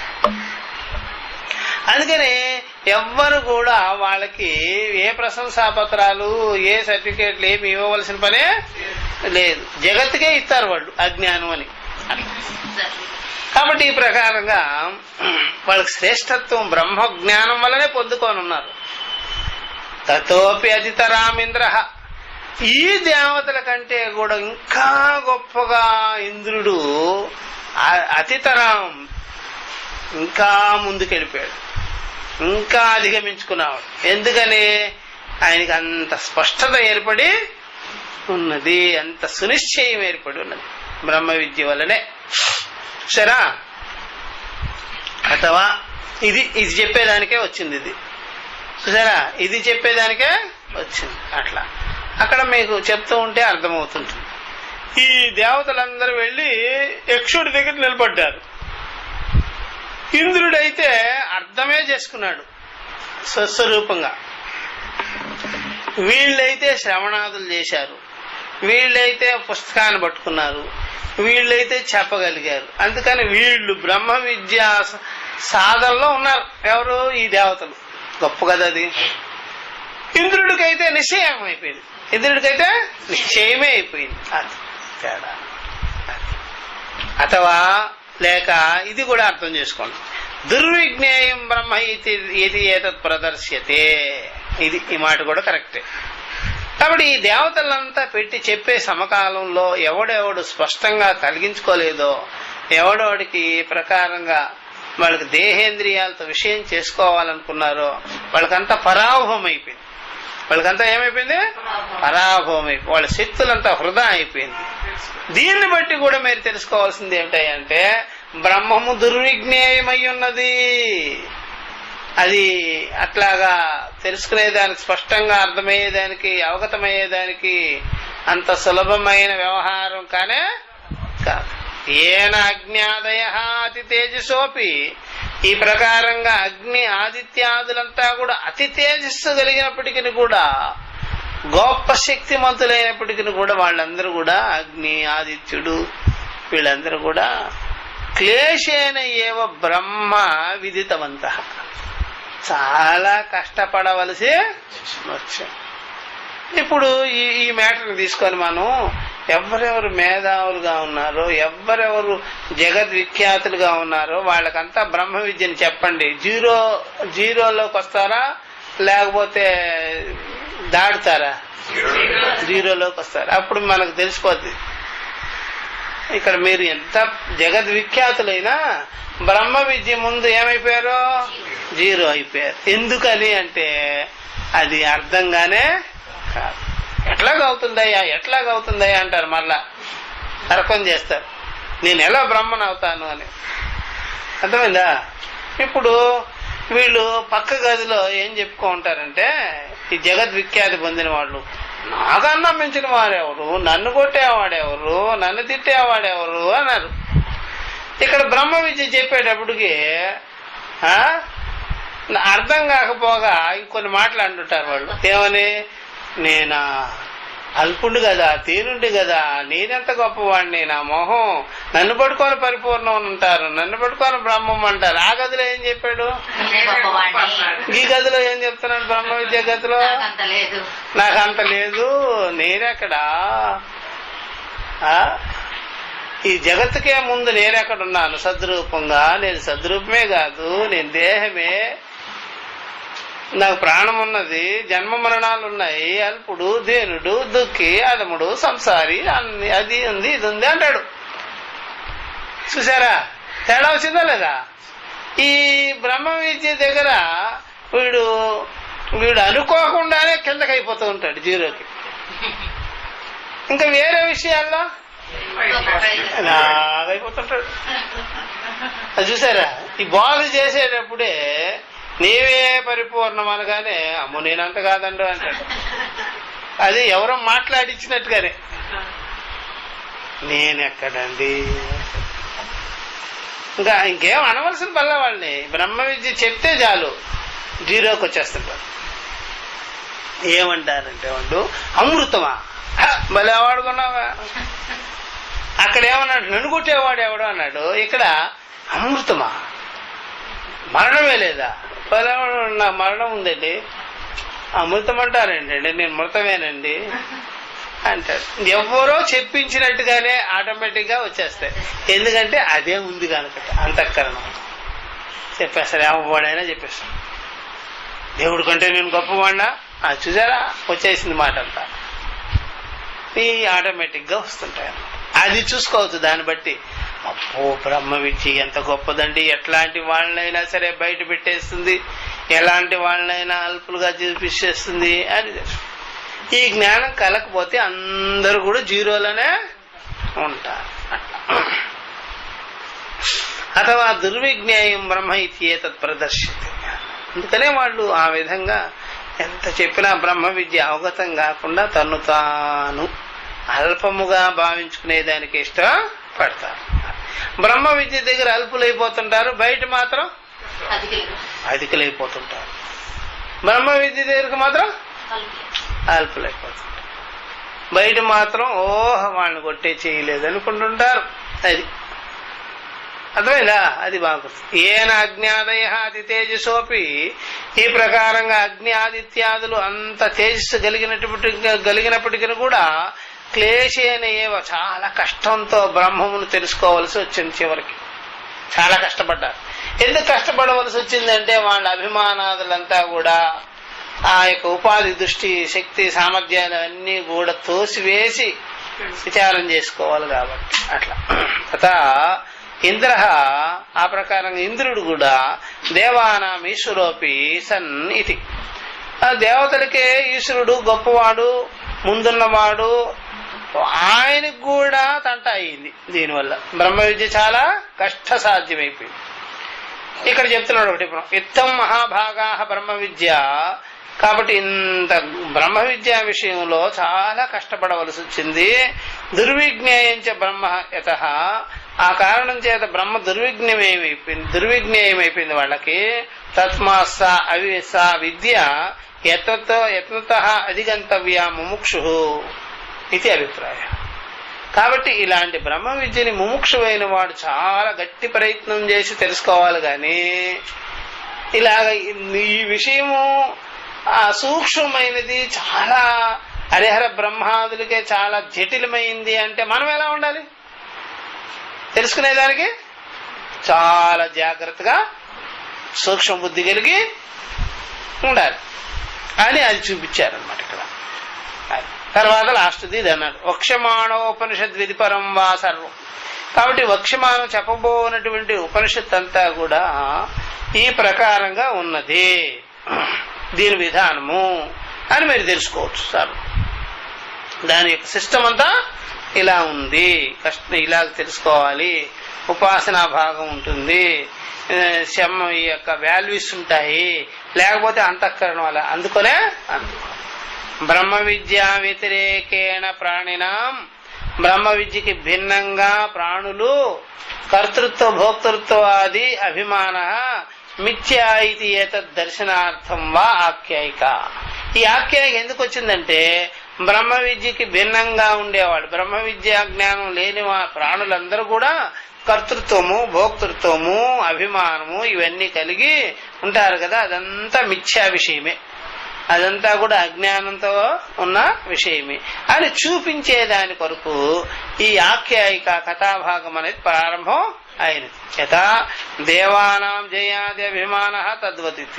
అదే కోవలోకి దేవతల యొక్క జయము, దాని పట్ల వాళ్ళు ఎంత అభిమానం పెట్టుకోనున్నారో అవన్నీ కూడా ఉపాధి లక్షణాలే గాని అజ్ఞాన లక్షణాలే గాని దేవతల్ని మించినటువంటి, దేవతలు ఎలాగా అజ్ఞానంతో ఉన్నారో దేవతలకి ఎంత తెలుసో మానవులకు కూడా అంతే తెలుసు. ఏ మానవులు? సంసారులైన వాళ్ళు, సాధకులైన వాళ్ళు, అభిమానంతో ఉండేవాళ్ళు, వాళ్ళకు కూడా అంతే తెలుసు. అంతకన్నా గొప్పది ఏమి లేదు అని చూపించారు.